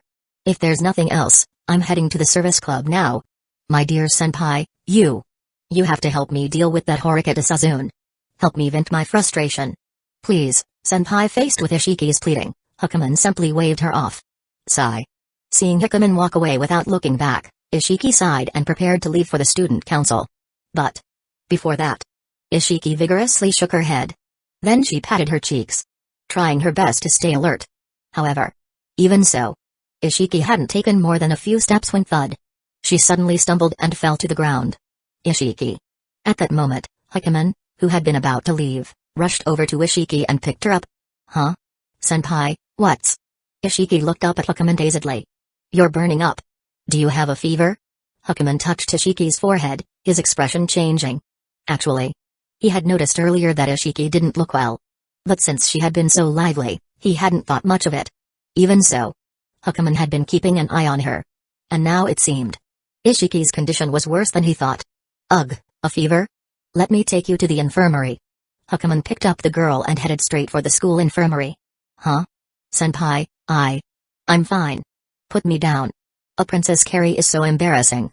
Ishiki, being carried like this for the first time, squirmed slightly and patted Hukuman. School's already over. There's no one around. Hukuman naturally ignored her protests. But. Ugh. Blushing, Ishiki buried her face in Hukuman's chest. You're such a bad senpai. There are still people around. If rumors spread that the student council president and a third-year senpai are having an affair, I'll never forgive you. It's not that big a deal. I'm just carrying you. Hukuman said, exasperated. Senpai, you. Ugh. Still hiding her face in Hukuman's chest, Ishiki continued to protest. After all, she was usually the one teasing Hukuman. Being on the receiving end felt incredibly frustrating. Hukuman ignored her. He quickly made his way to the infirmary. A moment later, the two arrived at the infirmary. However, while the door was open, the doctor was nowhere to be seen. Did the doctor go out for dinner? Hukuman frowned. Then, he tried to place Ishiki on the bed. But Ishiki clung tightly to him, refusing to let go. You can let go now. Ugh, say senpai, are we there yet? We're here. Senpai, don't lie to me. We're really here. Hukuman pushed the girl away with some effort. Wow. She's surprisingly strong. Indeed. A girl's strength is truly a mystery. Ugh, senpai, don't be so rough. Ishiki pouted at Hukuman after they separated. You. Hukuman sighed, then said, just lie down and rest. Okay. Ishiki obediently lay down. Hukuman sat down beside her. Seeing this, Ishiki asked in surprise, huh? Senpai, what are you? The doctor isn't here yet, so I'll stay with you for now. Huh? Stay? With me? A strange look crossed Ishiki's face, and she couldn't help but ask, Senpai, are you? Don't get the wrong idea.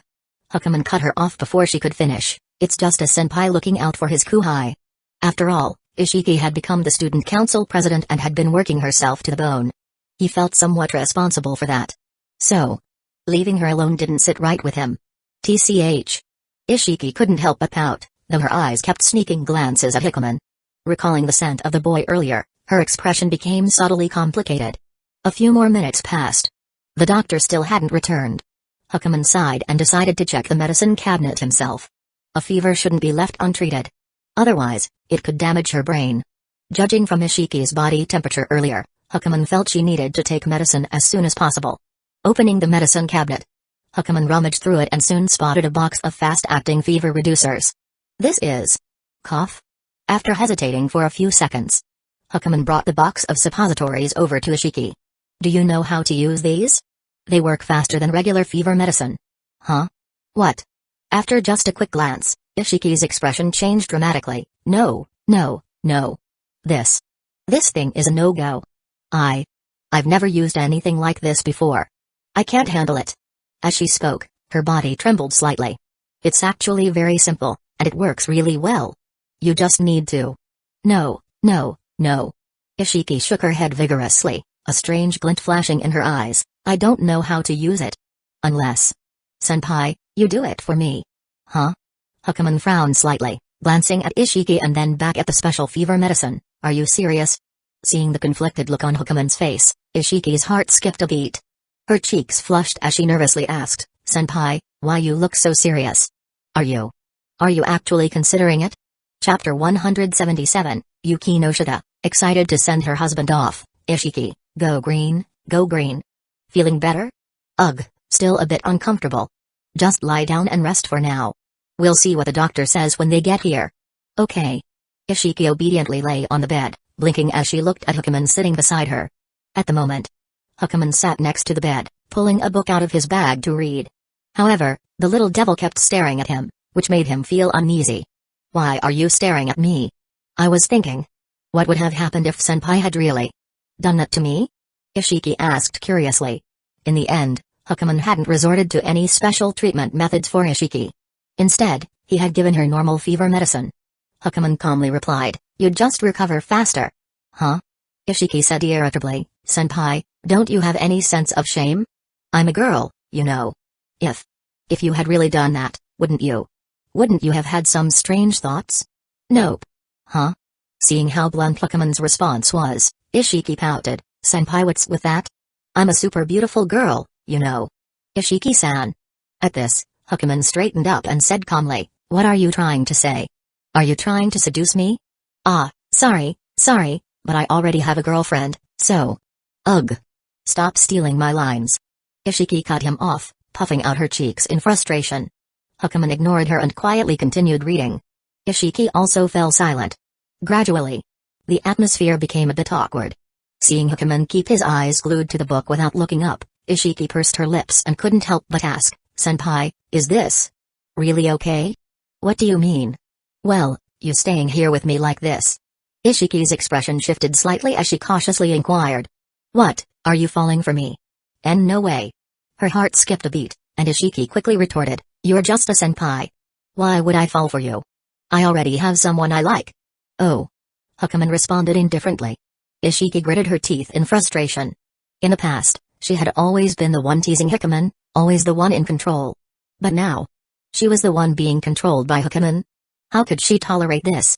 Taking a deep breath to calm herself, Ecchi smiled and said, Senpai, what I meant earlier was... What would Yukino-senpai think if she knew you were staying here with me like this?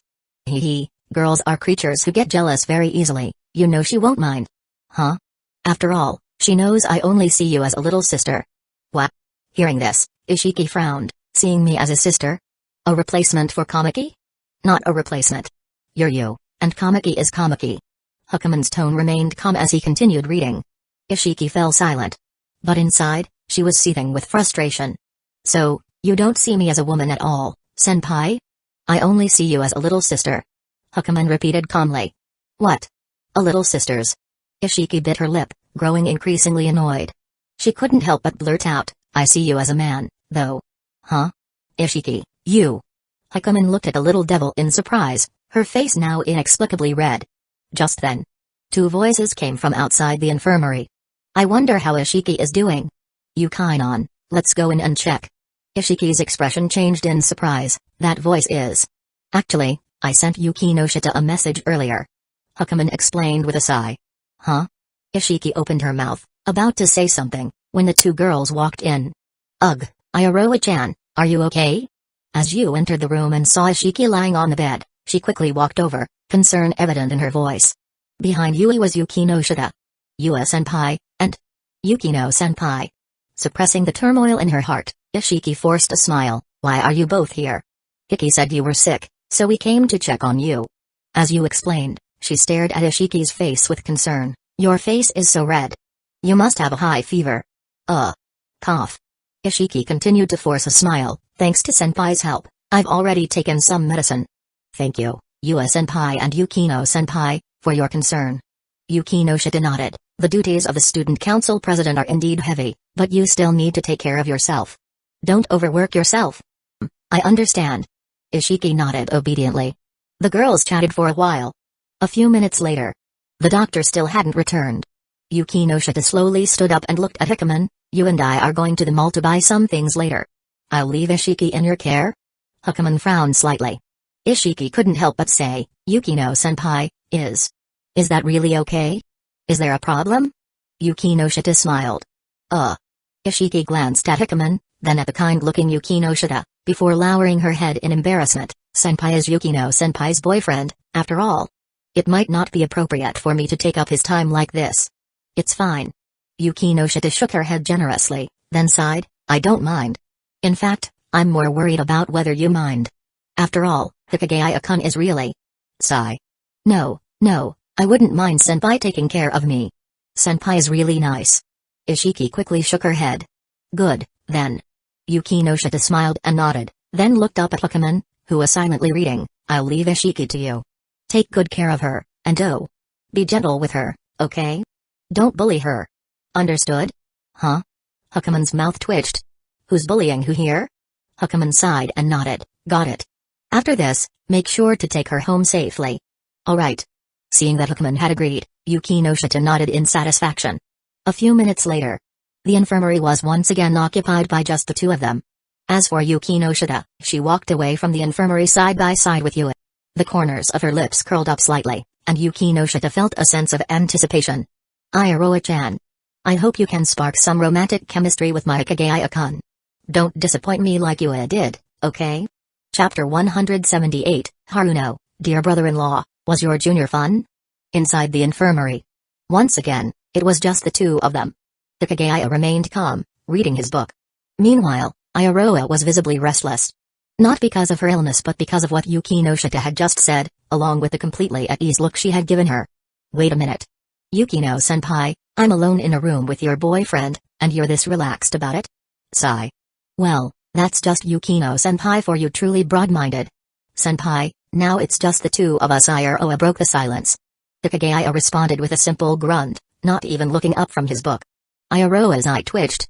She was not happy. No way. Not being able to fluster Hikigaya, it was unbearable.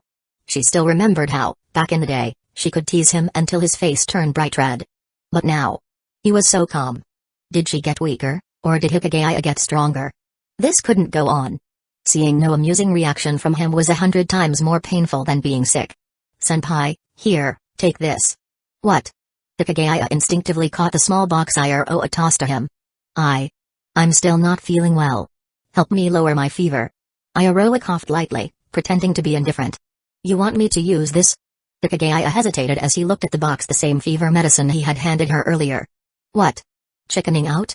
Iroha smirked, her voice teasing. Weren't you just saying it's no big deal? Well then, go ahead. She had to get the upper hand on this senpai. She had to make him flustered. You. Hikigaya stared at Iroha, box in hand, and fell silent. Iroha's smirk widened. Hey? Senpai, are you scared? No. Hikigaya took a deep breath and his gaze shifted toward Iroha's lower body. Well, since you insist, I'll help you out just this once. Iroha's smirk instantly froze. Her legs instinctively pressed together. Senpai. Are you serious? You're the one who asked, aren't you? Hikigaya countered. I'm not scared. Iroha bit her lip, glaring at him. I just worry about your experience. Don't worry, I have some. From who? Yourself? That's classified. Hikigaya ignored her and opened the box. Iroha's eyes widened in horror as she watched. Her body trembled. Senpai, wait a second. I'm a little nervous. Senpai, you have to be gentle, okay? You must be gentle. Yukino-senpai told you to be gentle with me. No problem.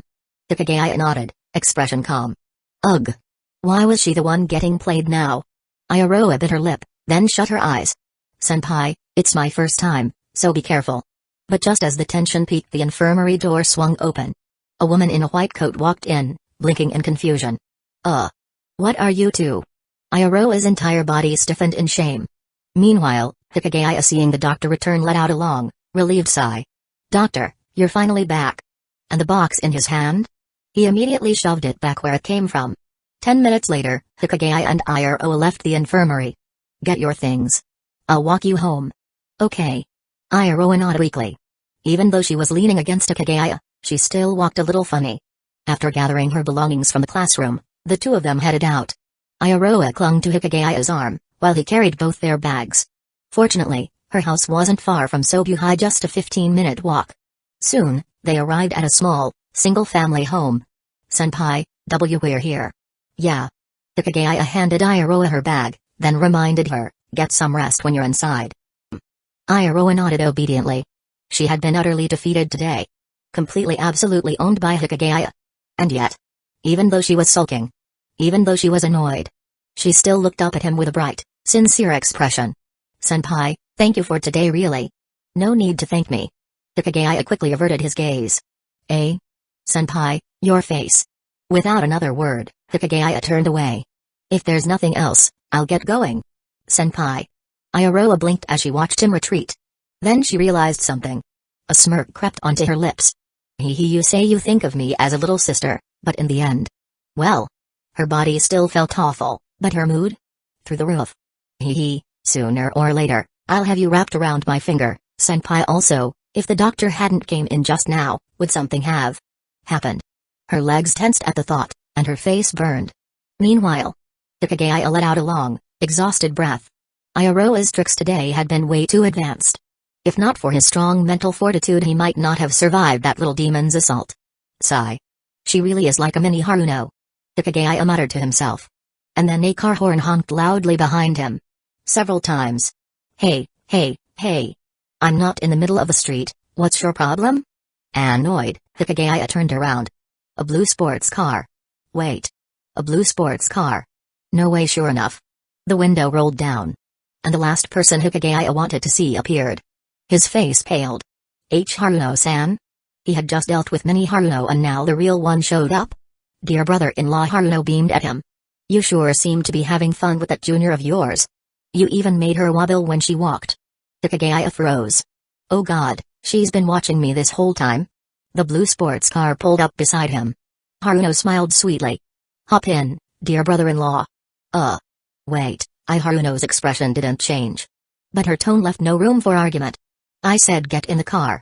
Chapter 179, Haruno, let me show you what it means to be the alpha female. Hakuman was forcibly dragged into Haruno's car. The moment he sat in the passenger seat, he caught a familiar scent, one that was strangely intoxicating. A fragrance both pleasant and dangerously stimulating to male hormones. In the driver's seat, Haruno was, as always, dressed provocatively. A white blouse paired with ultra-short denim shorts.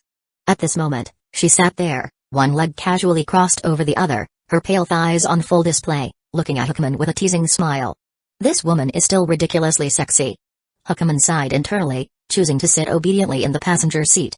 And now, for the main event, the interrogation session. Questions like, did you betray Yuki no Shida? Did you sleep with Ayaroa? Is Ayaroa pregnant? Seriously, he and Ayaroa were innocent. Haruno-san, can you stop letting your imagination run wild? Oh? Haruno blinked in surprise. Taking her home because she was sick? That's such an old-fashioned excuse. If you don't believe me, you can ask Yuki no Shida. She knows about it. You reported it to her? It wasn't a report, it was her idea. Otherwise, why would I ever do something like that on my own? Hakuman shrugged. Oh, Haruno smiled playfully. Hakuman-kun really listens to little Yukino, huh? If only you were this obedient to your dear An-san. Hakuman gave Haruno a deadpan look, unimpressed by her teasing expression. I've already explained everything. If there's nothing else, I'm leaving. Wait, seeing that Hakuman was about to flee, Haruno instinctively grabbed his arm. What now? His eyelid twitched, trying to remain calm. Why the rush? I misunderstood you earlier. Shouldn't I at least make it up to you? Make it up to me? Who could handle that kind of compensation? Hakuman's eye twitched a few times before responding. I don't need any compensation. I just hope Haruno-san stops following me around from now on. Following? How could you call it following? This is just me caring for you, Hukuman-kun caring? Just a moment ago, she looked ready to kill someone. No need. Hukuman rejected her outright, but Haruno shook her head. No, I need to keep an eye on you, Hukuman-kun. After all, our dear Hukuman-kun. As she spoke, she leaned in closer, her intoxicating scent wafting over something like freshly baked bread, warm and alluring. Hukuman instinctively leaned back, his face full of resistance. What are you trying to say? Hee, Hukuman-kun, you've been with little Yukino, haven't you? I know her body well, so delicate and frail. With that petite frame, do you think she can really satisfy you? Haruno chuckled as she ran a hand over his chest, her fingers tracing his muscles. Hukuman flinched and quickly swatted her hand away. Stop touching me. Still smiling, Haruno continued, a young man in his prime. If Yukino can't satisfy you, you might start looking elsewhere. And considering how popular you are now, I just can't help but worry you. Hukuman's mouth twitched. Haruno-san, your imagination is seriously impressive. But from the very first sentence, you've got it all wrong. Yukino Shita, she. He stopped mid-sentence, coughing awkwardly before continuing, Yukino Shita isn't delicate. In fact, it's quite the opposite. The opposite? Haruno raised an eyebrow. Are you saying little Yukino is actually quite strong in that regard? Hukuman remained silent. At that, Haruno burst into laughter, her voice laced with amusement. You expect me to believe that? I'm her older sister, I know her weak constitution better than anyone. Hukuman-kun, don't take me for a fool if you don't believe me, that's not my problem. Hukuman sighed helplessly. Before it actually happened, he wouldn't have believed it either. But after that night, when he was practically unable to get out of bed the next day, he finally realized. In front of Yukino Shita, he was nothing but a weakling. Of course, for someone like Haruno, who wouldn't believe anything unless she saw it with her own eyes. She naturally dismissed his words and stuck to her own logic. Hukuman-kun, you've been working out every day, building up such a strong body. Can little Yukino really handle you? Can she keep up with you? As she spoke, her fingers idly traced circles on his chest. If a woman can't satisfy a man, it's only natural for him to stray. I simply can't ignore this situation. What exactly are you suggesting? The same thing I said before. If it's on San, there's no problem at all. Seeing the stunned look on Hukuman's face, Haruno's smile grew even wider. If little Yukino can't handle you, then let your dear On-san take care of it instead. I'll show you what it really means to be an alpha female. As she spoke, she leaned in closer, her scent filling the space between them. The kind of scent that could make a person lose themselves. And yet, at this moment Hukuman was disturbingly calm. Another attempt at seduction? You think this is fun, huh? Well, since Haruno-san insists. Hukuman suddenly spoke, his voice steady. At the same time, his right hand moved wrapping around her slender waist, pulling her in close. Haruno? Haruno-san, let's see if you're really up to the challenge. Wait. Seeing Hukuman's serious expression, Haruno, who had been all smiles just moments ago, froze. Wait, Hukuman-kun, you're not seriously going to here in the car? Wait.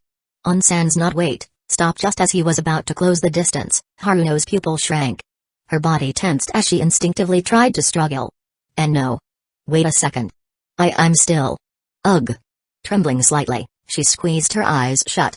Of course, Hukuman never actually went through with it. Instead, he leaned in, whispering by her ear, you're already panicking? So, Haruno-san, maybe you shouldn't joke about things like this. A virgin playing these games. You should really know better. Haruno stiffened.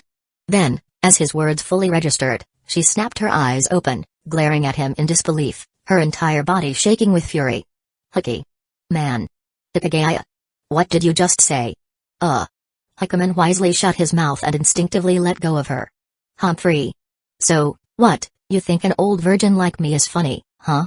Seeing Haruno's eerily pleasant smile, Hukuman's face darkened. Crap. He might have just stepped on a landmine. Chapter 180, Haruno, if you won't make a move, then your big sis will. Inside the blue sports car. Hikigaya-kun, are you looking down on an old virgin like me? Haruno smiled sweetly, but her body was already in motion like an excited little cat crawling from the driver's seat toward Hikigaya in the passenger seat. Watching Haruno creep toward him like some kind of aberrant species. Hikigaya's expression shifted. His eyelid twitched several times as he quickly turned to try and open the car door. Unfortunately, Haruno, as the driver, had already locked the doors. The passenger side door wasn't going to open. Haruno kept advancing. Hikigaya was drenched in sweat, continuously trying to hold her back with his hands. Wait, Wait, Haruno-san, it's too cramped in here. Don't come over, don't you? Trying to resist. Now I have to do it. Haruno-san. Haruno-san. Haruno-san. In the end, no matter how much Hikigaya resisted, Haruno still managed to squeeze into the passenger seat. Hikigaya had to sigh once again. The strength of women is a mystery. He had done his best, yet Haruno still got her way. Oh, don't stop now. Weren't you acting all tough just a moment ago, Hikigaya-kun? Sitting right on Hikigaya's lap, Haruno grinned smugly. Damn. This woman. To be fair, she was definitely attractive. Unfortunately, she was also a rose full of thorns. A full-blown demon queen. Trying his best to avoid looking at her. Assets, Hikigaya sighed. Haruno-san, I apologize. Just now. That was my fault. Please, have mercy. Have mercy? Leaning back against Hikigaya's chest, Haruno tilted her head slightly. Hee, but you weren't saying that earlier, were you? Didn't you just say you wanted to have a go at your dear big sis? Well then, big sis is here. Go ahead, you can start anytime. Hikigaya was flustered. Haruno-san, I'm sorry, I can't betray you, Kinoshita. Just now, I was only joking. Please, Haruno-san. Nope, not gonna happen. Seeing the panicked look on the boy's face, Haruno's mood improved significantly. She smiled teasingly. A man should take responsibility for his words. Since you said it, you need to take responsibility. For me. If you won't make a move, then big sis will with that. Their faces got closer and closer, lips nearly touching. Haruno's heartbeat quickened, her excitement rising. As for Hikigaya, he was equally tense. This is my girlfriend's sister. Her actual blood-related sister. If my girlfriend finds out, she'll murder me. I really can't, Haruno-san. Please. Please stop. I really need to go to the bathroom right now. If you don't let me go, I'll turn your precious car into my personal restroom. Huh? Haruno immediately froze mid-motion, mere centimeters away from Hikigaya's lips. What did you just say? You need to go to the bathroom? Yes.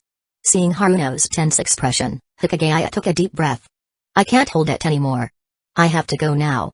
If you don't let me out, I won't be responsible for the consequences. You're lying. How could you suddenly need to go? Clearly, Haruno wasn't buying it. First, I spent so much time taking care of Ishiki earlier that I never got a chance to use the restroom. Second. Well, today, Haruno-san, you look absolutely stunning. Sitting on my lap like this. I don't know, I suddenly really need to go. Huh? I look stunning? Something stirred inside Haruno, an emotion she couldn't quite place. So, can you unlock the door? I really need to go. Looking at the suffering expression on the boy's face, Haruno licked her dry lips. A few minutes later, Haruno finally let Hikigaya go. And after he left, sitting in the passenger seat, Haruno instinctively pressed her thighs together. Don't talk about you needing to go. If anything, right now, Ugh. Haruno took a few deep breaths. Phew. Calm down, calm down. This is a crucial moment. I have to endure. Endure just a bit longer. The longer I wait, the sweeter it'll taste. Like fine wine, the older, the richer the flavor. Good thing my period came today. Otherwise. Ugh, if I had gone through with it just now, who knows what would have happened between me and Hikigaya-kun. Sigh.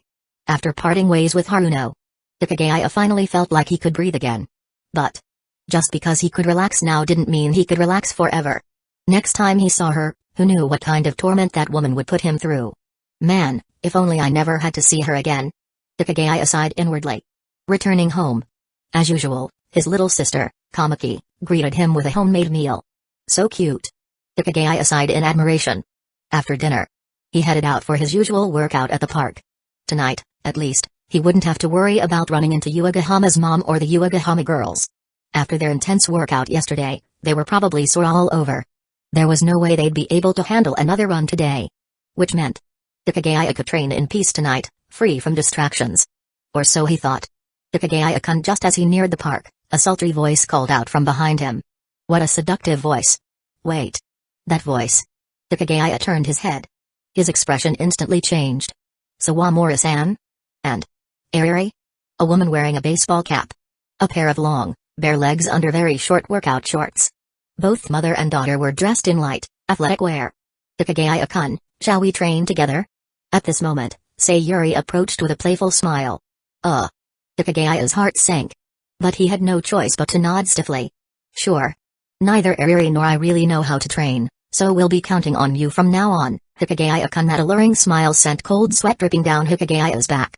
Once again, he caved. And no problem. Sayuri smiled again, then leaned in and whispered while Ariri wasn't looking. Hikigaya-kun, you were so unfair yesterday. Whatever you did for your Uegahama Andy. I wanted to, she giggled.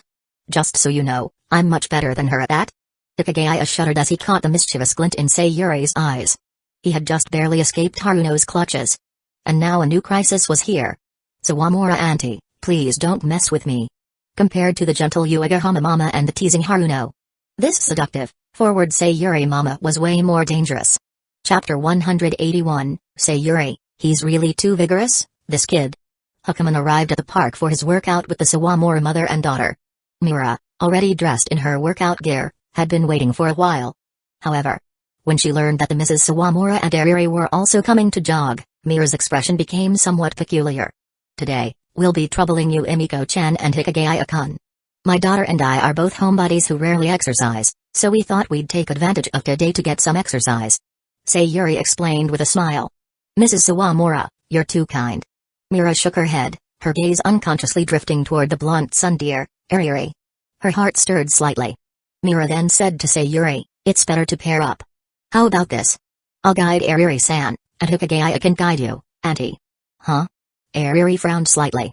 As for her mother, Sayuri, her eyes lit up. Hikigaya-kun will guide me? Sure, no problem. If Mrs. Sawamura has no objections, do you two have any issues? Mira felt relieved and looked at Hakuman and Ariri. Ariri hesitated but eventually gritted her teeth and nodded, indicating she had no objections. Glancing at the smiling Sayuri, Hakuman sighed and reluctantly nodded. Mira nodded decisively. All right, that's settled then. Ariri-san, come with me. I'll show you the ropes. Huh? But... Ariri glanced longingly at Hakuman, hesitated for a few seconds, but ultimately followed Mira. In an instant, only Hakuman and Sayuri were left. Sayuri smiled coquettishly, her expression full of excitement. Then I'll leave myself in your hands, Hikigaya-kun. All right. Hakuman nodded helplessly and began helping Sayuri with her warm-up exercises. Andy, lift your leg. Put it on the stretching bar.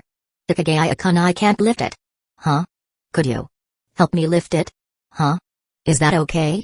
This. Hakuman took a deep breath and moved closer to Sayuri. After hesitating for a few seconds, he finally lifted her leg and placed it on the stretching bar. Sayuri gasped, ouch. It feels like I'm splitting apart.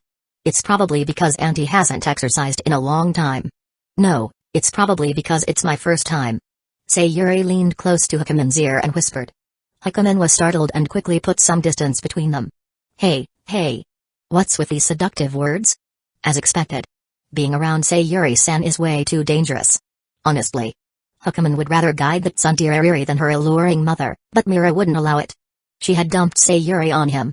After all, in Mira's eyes, compared to the 30-something mother Sayuri, the classmate Ariri was definitely the bigger risk. Deep down, Mira still hoped that her good friend Yui would be the one to steal Hakuman from Yukino Shida, not Ariri. A few minutes later, the warm-up exercises were over. Sayuri was breathing heavily. Ugh. Hikigaya-kun, just the warm-up alone is almost too much for me. Hey. Stop saying things that can be misinterpreted. Andy is a beginner, so I'll take it easy. Wait, did I just say something weird too? Sayuri smiled coquettishly, then I'll leave it to you, Hikigaya-kun. Be gentle, or Auntie might not be able to keep up, yeah. Hakuman nodded, quickly averting his gaze. Stay calm. Hakuman. Don't let Mrs. Sawara seduce you. Treat this as a trial. Yes. A trial. The two then started jogging. Hakuman ran in front, with Sayuri following behind. Because of this, the scent of the boy's sweat kept wafting into Sayuri's face. This kid's scent. Pursing her lips, Sayuri couldn't help but swallow a few times. Half an hour later, Sayuri couldn't take it anymore. She wasn't used to exercising. Running for half an hour was already her limit. Mrs. Sawamura, after running, you need to stretch to prevent soreness tomorrow. All right. The exhausted Sayuri sighed. A few more minutes passed. Sayuri stretched her limbs, her eyes shining. Thank you, Hikigaya-kun. Even though it felt really tiring at first, now that it's over, I feel so full of energy. It's like all my meridians have been opened. My body feels amazing. You're too kind, Auntie. Hakuman shook his head, feeling slightly relieved. As long as Mrs. Sawamura didn't cause any trouble, it was fine. I'm going to keep exercising. Andy, you should rest for now. Still exercising? Yeah, I'm going to do some pull-ups. Hukuman turned and walked toward the pull-up bar nearby. Once he reached the bar, he quickly jumped up, grabbed hold, and then huff. 1. Huff. 2. Huff. 3. Exercising feels great. Sayuri watched this scene in stunned silence. Earlier, when they had arrived at the park, she had been busy with something and hadn't seen Hukuman exercising. But now, as she watched the boy working out intently, Sayuri gasped, her eyes gleaming, this is way too exaggerated. Hikigaya-kun's strength. He could definitely lift her easily, right? Wait. Doesn't that mean he could do that position? Gasp. Many men have weak upper body strength and only know one way to handle women, which secretly leaves women dissatisfied. Is he only strong on the pull-up bar? I wonder about other areas. Just as Sayuri finished speaking, Hukuman, having completed dozens of pull-ups, suddenly jumped down. Then, huff. Huff. Huff. He started doing squats, one after another. This. Sayuri couldn't take her eyes off him, her heart racing. After the squats, he moved on to parallel bars. Then push-ups. Watching all of this, Sayuri could barely breathe. No. This boy is too amazing. As expected. Rather than giving him to that idiot Terry, I should keep him for myself. Unable to contain her emotions any longer, she shakily lifted her legs and approached Hukuman. Sayuri calmly put on a coquettish smile and said softly, Hikigaya-kun, could I trouble you with something? What is it, auntie? Please go ahead. After finishing his workout, Hukuman was cooling down. Staring at Hukuman's thighs, Sayuri continued softly, well, you see, Andy is actually a manga artist, so I'd like to ask the strong Hikigaya-kun to help me gather some reference material. Would that be okay? Hukuman asked warily, reference material? What kind of manga does Auntie draw? What kind of reference material do you need from me? Shonen manga, action-packed. Still staring at Hukuman's thighs, Sayuri's eyes gleamed with greed. Please, just help Auntie out. Chapter 182, Hukuman's relentless resistance. Sayuri, this isn't right. Sayuri persistently pleaded for research purposes. Sensing that something was off, Hukuman remained on high alert and asked warily, a shaman battle manga? What does that have to do with me? Oh, it has plenty to do with you. Sayuri shook her head, her eyes fixated on the teenager's well-toned physique. She explained, I'm working on a character, a boy who looks weak on the surface but is actually incredibly strong and brave. The problem is, I haven't found the right reference material, so I've been stuck. But just now, after watching you train, I realized Hukuman-kun, you're a perfect fit. So, help me out, would you? Just for a little bit. As she spoke, Sayuri kept inching closer. Come on, help me out, Hukuman-kun, it's just a bit of research, nothing more. What exactly do you need me to do? Feeling the faint fragrance of a mature woman, Hukuman turned slightly away, not immediately agreeing. It's simple. Sayuri said with a sultry smile. You just need to take off your shirt and let me take a look at your upper body muscles. What? Take off my shirt? Exactly. Sayuri nodded. To truly create an amazing character, a mangaka needs to carefully observe real-life details. Only by studying the male physique up close can I draw it properly. Hukuman-kun, for the sake of manga, please contribute a little. I'd really appreciate it for the sake of manga, huh? Hukuman still felt reluctant. But looking at Sayuri, who clearly wouldn't take no for an answer, he knew that refusing her would only lead to her pestering him even more. After some thought, he sighed. Fine. Just make it quick. Of course, Sayuri's eyes sparkled with anticipation. Alright, let's begin. Hukuman took a deep breath, scanned the surroundings to make sure no one was around, and finally, with some hesitation, pulled off his workout shirt. His well-defined chest and abdominal muscles were now fully exposed in front of Sayuri. Wow! Sayuri's eyes widened slightly, and she sucked in a breath. That's quite impressive. You didn't look this muscular with your shirt on. Are you done looking yet? Being stared at so intently made Hukuman uncomfortable. Not yet, not yet. Sayuri shook her head repeatedly, her gaze locked onto his chest and abs. Then, as if unable to resist, she slowly raised a hand. Hukuman-kun, can I touch them? Huh? Hukuman instinctively took a step back, his body tense with vigilance. Didn't you say you were just going to look? Well, if I can feel them too, I might gain even deeper insight. Hukuman-kun, what do you think? Would that be okay? Her voice was soft and coaxing. You like reading manga too, don't you? Maybe you don't realize this, but every great manga requires extensive research. Mangakas have to continuously gather references to keep their work fresh and engaging. Good research makes for better stories, so, for the sake of the industry, Hakuman-kana, just let me touch a little. Just for research. Just once. But I thank you so much, Hakuman-kun. As Sayuri's hand was about to make contact with his chest, the corners of her lips curled up in satisfaction. Oh, sweet child. You're still too naive. A few minutes later. Is it over now? Hakuman exhaled slowly, trying to keep his composure. The first phase of research is complete. However, Sayuri smiled subtly and let her gaze drift downward. The Ojan Hakuman's head stood on end. His expression changed instantly. Sayuri-san, this wasn't part of the deal.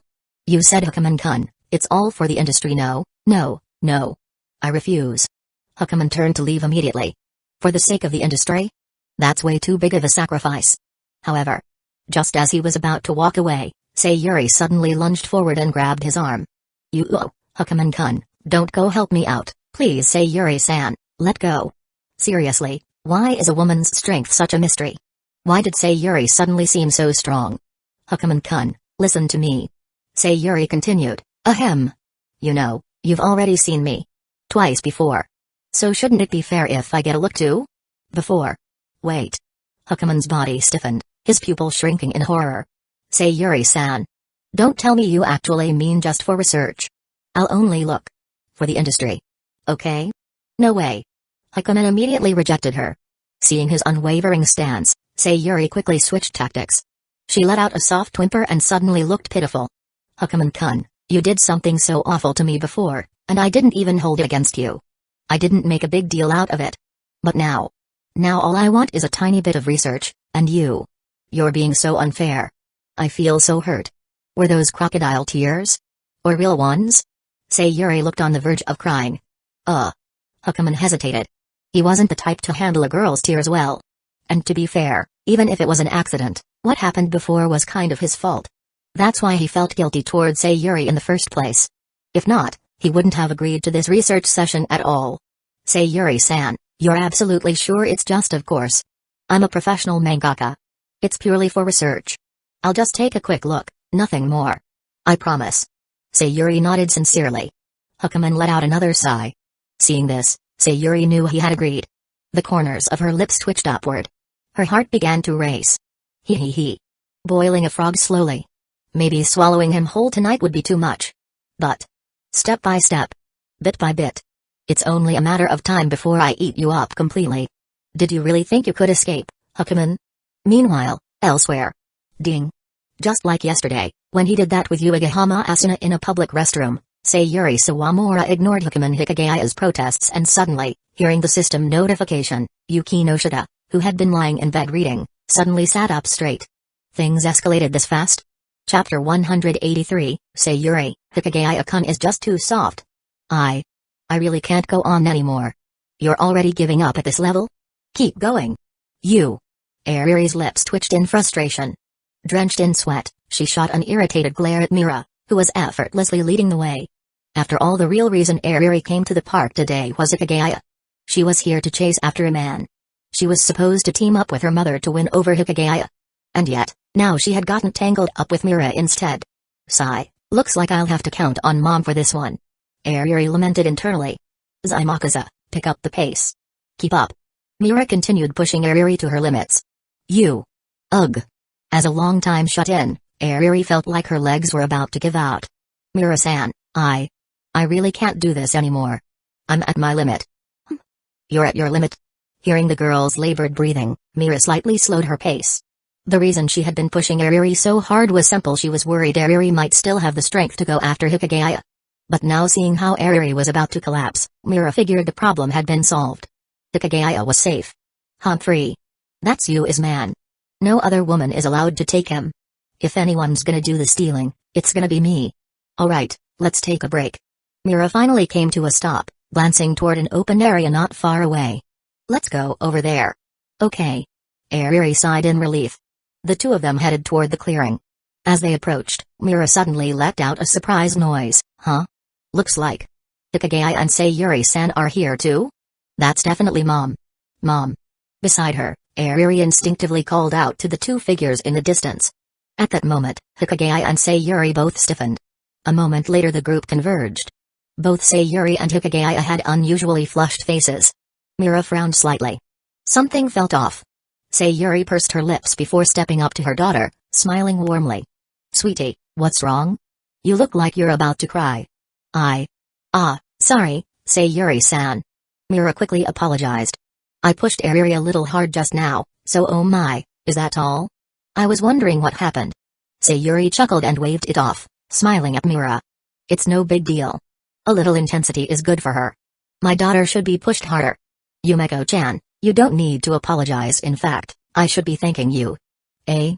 No, that's too much praise, Sayuri-san. Mira said, waving her hands in embarrassment. Mom. Ariri, on the other hand, wasn't amused. How could you say that? Hee sweetie, I'm just speaking the truth. If you don't work out, how will you take care of your future husband someday?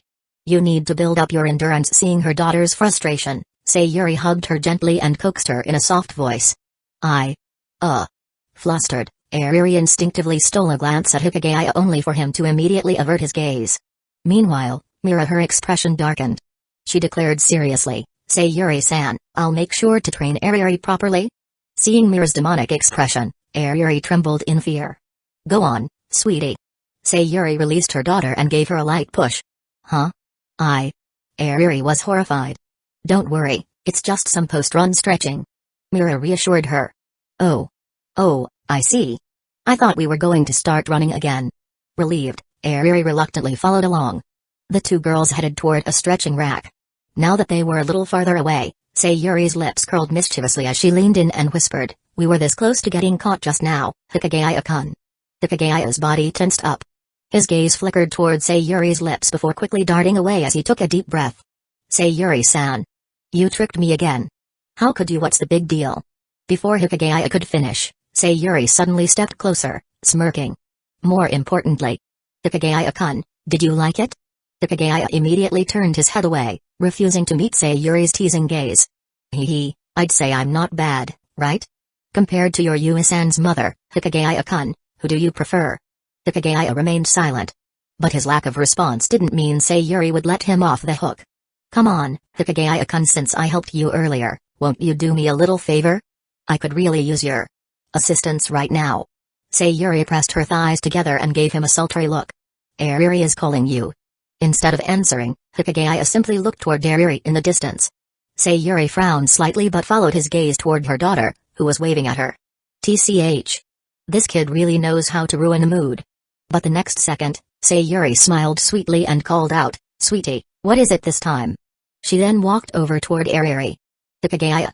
She calls her sweetie and acts all motherly, yet in her heart, she's completely ready to throw her daughter under the bus. Sayuri-san, you really are. Sigh. If Ariri and Sayuri didn't look so much alike, Hikigaya might have seriously started doubting if Sayuri was her real mother. Let's go home, Mom. I'm seriously about to die here. Practically collapsing, Ariri groaned. Alright. Let's head back. Sayuri gently patted Ariri's head, though her gaze still lingered on the boy nearby. Hikigaya quickly avoided her eyes. A sly smile played on Sayuri's lips. Hey, don't think this is over just yet, Hikigaya-kun. Next time, I won't hold back. With that, mother and daughter bid farewell to Hikigaya and Mira. Mom, how did it go? Once they were away, Ariri asked expectantly. Hikigaya-kun's quite the tough one. We'll have to take it slow, I see. Well then, Mom, I'm counting on you. Please do your best. Don't worry, sweetie. Leave it all to me. Sayuri smiled faintly, a glint of amusement in her eyes. Sweetie. Don't blame your mother for this. If you want to blame someone, blame yourself for being so useless. If you had any skill, I wouldn't need to step in. Women are selfish creatures, after all. With that thought, Sayuri pulled out her phone and sent a message to Yui's mother. Sayuri, Nana, Hikigaya-kun really does have an amazing taste. Too bad I couldn't go all the way this time. But no worries, how about we make a bet? Let's see which one of us can get to him first. Chapter 184, Hoshinoi, Hubby. As expected, spending time alone with Mira at night is the most comfortable. After the Sawamura mother and daughter left, Hikigaya couldn't help but sigh in relief. Huh? Hearing this, Mira's expression shifted slightly before she snorted in mock annoyance. Most comfortable with me? Ahem, you're underestimating me. Looks like I need to ramp up the intensity for you. Come on, let's go for a run. No, Hikigaya hesitated but ultimately followed behind Mira. However, in that moment, he vaguely noticed that the girl's cheeks seemed a little flushed. What are you looking at? Is my face part of your running route? Oh, sorry. Yep, Mira is still Mira. Indeed. This kind of gentle personality suited him best. The two continued their run to stay in shape. After another half an hour, Hikigaya, now gasping for breath, finally surrendered and begged for mercy. Seeing this, Mira nodded in satisfaction. With their workout complete, the two parted ways. On his way home, despite being utterly exhausted from Mira's torturous training, his mind instinctively drifted back to what had just happened with Mrs. Sawamura. Sigh. Mrs. Sawamura and Mrs. Uegahama were completely different from younger girls. That feeling was just. Calm down. Calm down. Hikigaya took several deep breaths. My girlfriend is Yuki no Shida. Yuki no Shida. I absolutely cannot be swayed by those two. I cannot betray Yuki no Shida. No way. As soon as he got home, he was going to take an ice-cold shower to clear his head.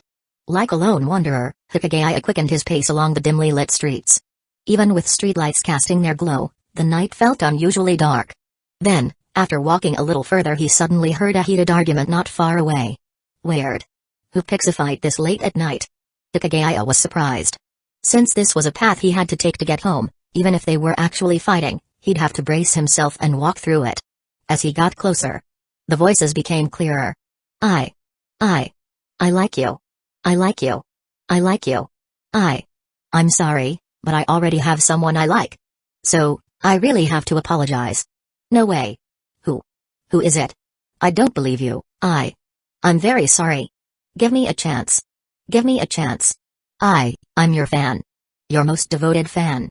I've attended every one of your performances. My whole room is covered with your posters. Thank you, really. But I'm truly sorry. It was a conversation between a man and a woman. The man's voice, in particular, was filled with intense emotion. Wait. That girl's voice. Hikigaya furrowed his brows. It sounded so familiar. Almost like Hoshino I. His heart filled with doubt as he continued approaching. And soon enough, he could see them clearly. The girl being harassed was none other than the idol, Hoshino I. Of course. His sudden arrival didn't go unnoticed. The moment Ai's beautiful eyes spotted him, they instantly lit up, and without hesitation, she called out hubby. Before Hikigaya could react, the violet-haired girl rushed to his side and right in front of the hooded man in black. She clung to his arm, grinning mischievously. Hee, hubby, you're finally here. I was this close to getting bullied? The hooded man froze in shock. Hikigaya. Hubby? Since when did I become Hoshino I's husband? He. Who was he? The hooded man's expression was obscured, but judging by the way his body trembled, his mental state was on the verge of collapse. My new boyfriend. I clung to Hikigaya's arm even tighter and spoke seriously to the hooded man. So, I'm really sorry. I understand your feelings, but I already have someone. After speaking, the violet-haired girl turned and flashed Hikigaya a sweet smile. Hikigaya, who had been about to protest, froze when he saw that smile. Because of last night's events, he had done some research on Ai. As an idol, she always wore a professional smile on stage. Or rather, a fake smile. Most of the audience probably couldn't tell. But Hikigaya could recognize it instantly. The way she smiled was far too artificial. And yet, right now, as I smiled sweetly at him, for the first time, Hikigaya couldn't tell if it was fake. Was she just that good at acting? Or was this real? Why does it feel like she actually wants me to be her boyfriend? Meanwhile, the hooded man stumbled back, his voice shaking with disbelief. No. You. There's no way you have a boyfriend. I don't believe it. I don't believe it. This isn't real. This can't be happening. You're mine. Your boyfriend is me. No matter what it takes, I will have you. No matter the means, I will make you mine. As he ranted with growing fury, his focus remained locked on Ai. Then, from his coat, he pulled out a weapon. More specifically a sharp dagger.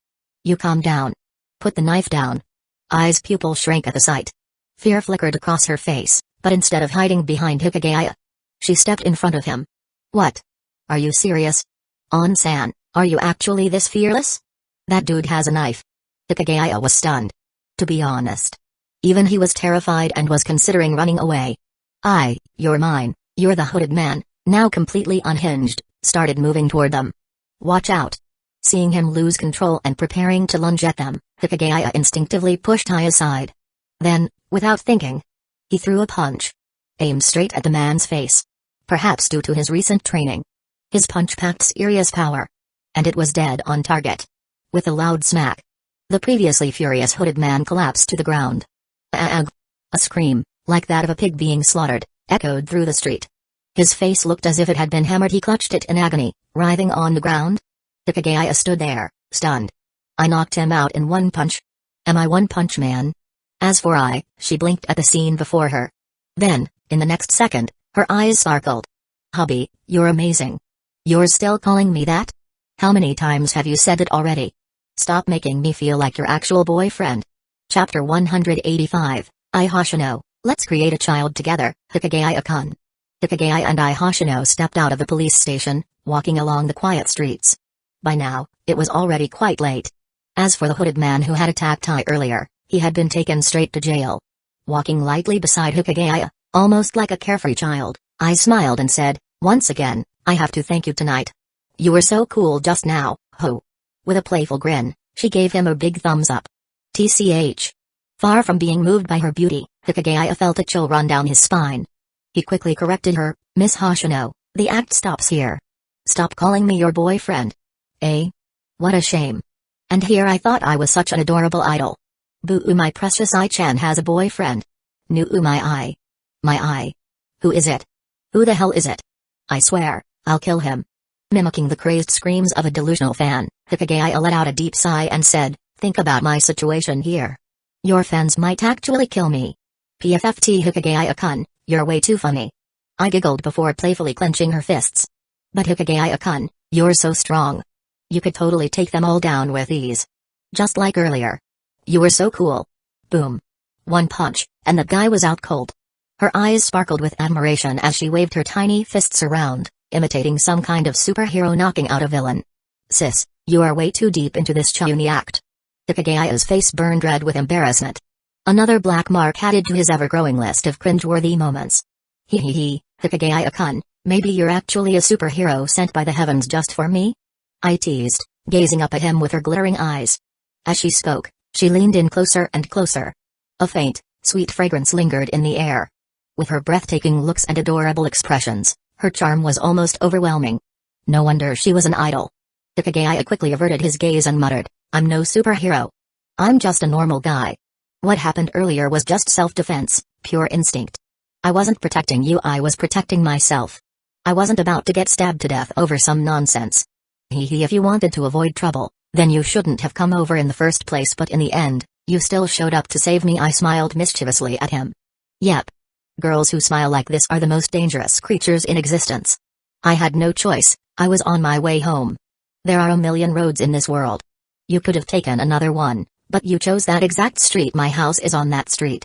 Sigh Hikigaya-kun, always lying to women. Under the moonlit sky, the two of them continued their conversation. Of course, it was mostly I talking and laughing, while Hikigaya wore his usual miserable expression. But as they talked, something about I started to feel strangely familiar to him. She reminded him of his past self.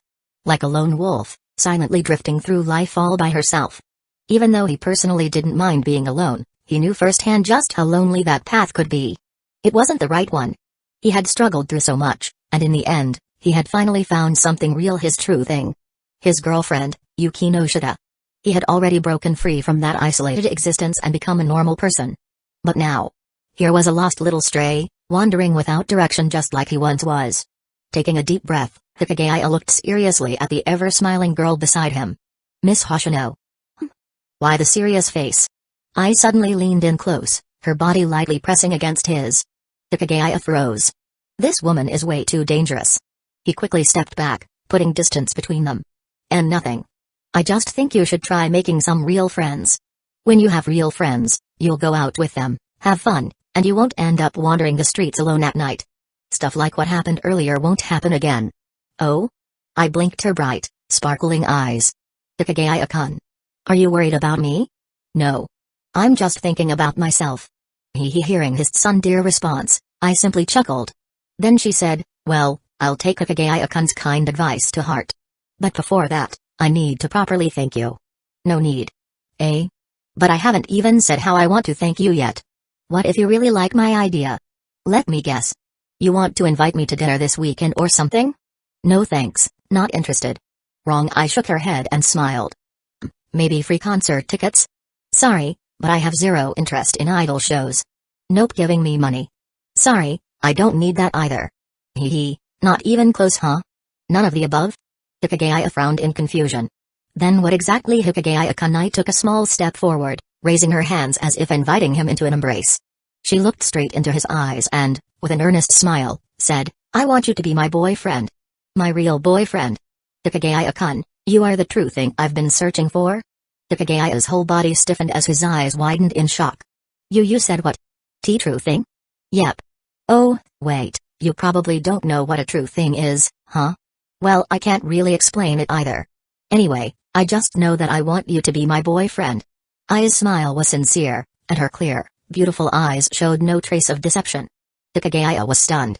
How the hell does Ai Hoshino know about true things? And asking me to be her true thing? He. So, what do you think? Ai smiled sweetly, extending her hands again in an inviting gesture. You wanted me to find true friends, right? So now I want to be closest to you, Hikigaya-kun. I want to be with you. I want you to be my man. My true thing. She leaned in ever so slightly, her voice soft and filled with warmth. I want to create a child with you? Hikigaya's brain short-circuited. Create a child? Excuse me? How long have they even known each other? How long have they even talked? And she's already saying something this outrageous? Before he could even begin to process the absurdity of it all, a sharp, anxious voice suddenly rang out from behind them. Hikigaya. Who is this woman? Chapter 186, Blonde Starlet Hoshino. I married men are the best. Hikigaya, who is this woman? A tense voice called out from behind Hikigaya and Hoshino. The two turned their heads. A blue-haired girl with a single ponytail was rushing toward them, looking flustered. And you are? Hoshino blinked curiously at the girl running toward them. My name is Kawasaki Saki, and I'm Hikigaya's classmate. I'm Hoshino Ai, an idol. The two girls introduced themselves without waiting for Hikigaya to intervene. Hoshino Ai? An idol?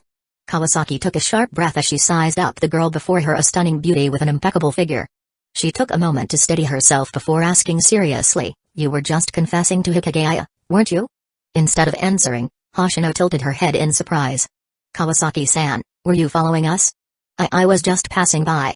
Kawasaki's expression flickered as she gave a half-hearted excuse before pressing again. You were confessing, right?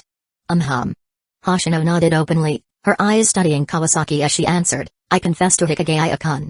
I want to marry him. I want to have his children. Huh? Have his children? Even though Kawasaki had overheard those words earlier, hearing them said so directly in person still left her completely shaken. Her cheeks flushed red. This was ridiculous. This idol was around the same age as her, yet she was already talking about having Hikigaya's kids before they had even graduated? Do you even realize how irresponsible it is to say something like that? Kawasaki clenched her teeth and shot Hikigaya a sharp glare. Hikigaya, looking thoroughly awkward, averted his eyes. When women talked, a man was better off staying out of it. Hoshino, however, responded with complete sincerity, I take full responsibility for my words. I mean them. I really want to have Hikigaya-kun's children. As she spoke, she stepped beside Hikigaya and, right in front of Kawasaki, gently wrapped her arms around his. Hoshino-san. Hikigaya startled at the sudden closeness, while Kawasaki was outright dumbfounded. She quickly stepped forward, flustered. Let go of him. Why, you can't just touch him like that. Eh? I don't wanna. Hoshino giggled. If you want him so badly, come and take him from me. Let's see who's stronger. That's not what this is about. Seeing the mischievous glint in the idol's eyes, Kawasaki grew even more anxious. What I'm trying to tell you is Hikigaya already has a girlfriend. You should stop going after him. Eh? Hoshino's smile stiffened slightly. She turned her gaze toward Hikigaya, still holding his arm. You have a girlfriend? Yes. Hikigaya didn't dodge the question. Hoshino stared at him for a few seconds before pursing her lips and shifting her gaze back to Kawasaki. Don't tell me. It's you? No. Kawasaki's face instantly turned red, and she shook her head frantically. I'm not Hikigaya's girlfriend. We're just classmates, that's all. Hoshino raised an eyebrow. Not you? Of course not. Hikagaya's girlfriend is a friend of mine. Kawasaki pulled Hikigaya away from Hoshino's grasp as she spoke. So please, have some self-respect. Hoshino fell silent. But then after a few moments, she lifted her head, her lips curling into a playful smile. Kawasaki-san, you really care about Hikigaya-kun, don't you? Kawasaki opened her mouth, flustered. He's my friend's boyfriend, so of course, I care. Oh? But you know what they say, guard against fire, theft, and best friends. Hoshino tilted her head meaningfully. Kawasaki-san, are you sure it's just that? No. I have no feelings for Hikigaya. I don't see him that way at all. Don't go stirring up trouble between us. Foo-foo, no need to get so worked up. Hoshino's calm smile only made Kawasaki more frustrated. Seeing Kawasaki's face turn red as she kept explaining herself, Hoshino remained relaxed. Kawasaki, however, had had enough. Enough of this. Hikigaya, we're leaving. She grabbed Hikigaya's arm and started walking away. But Hoshino suddenly chuckled. Hey!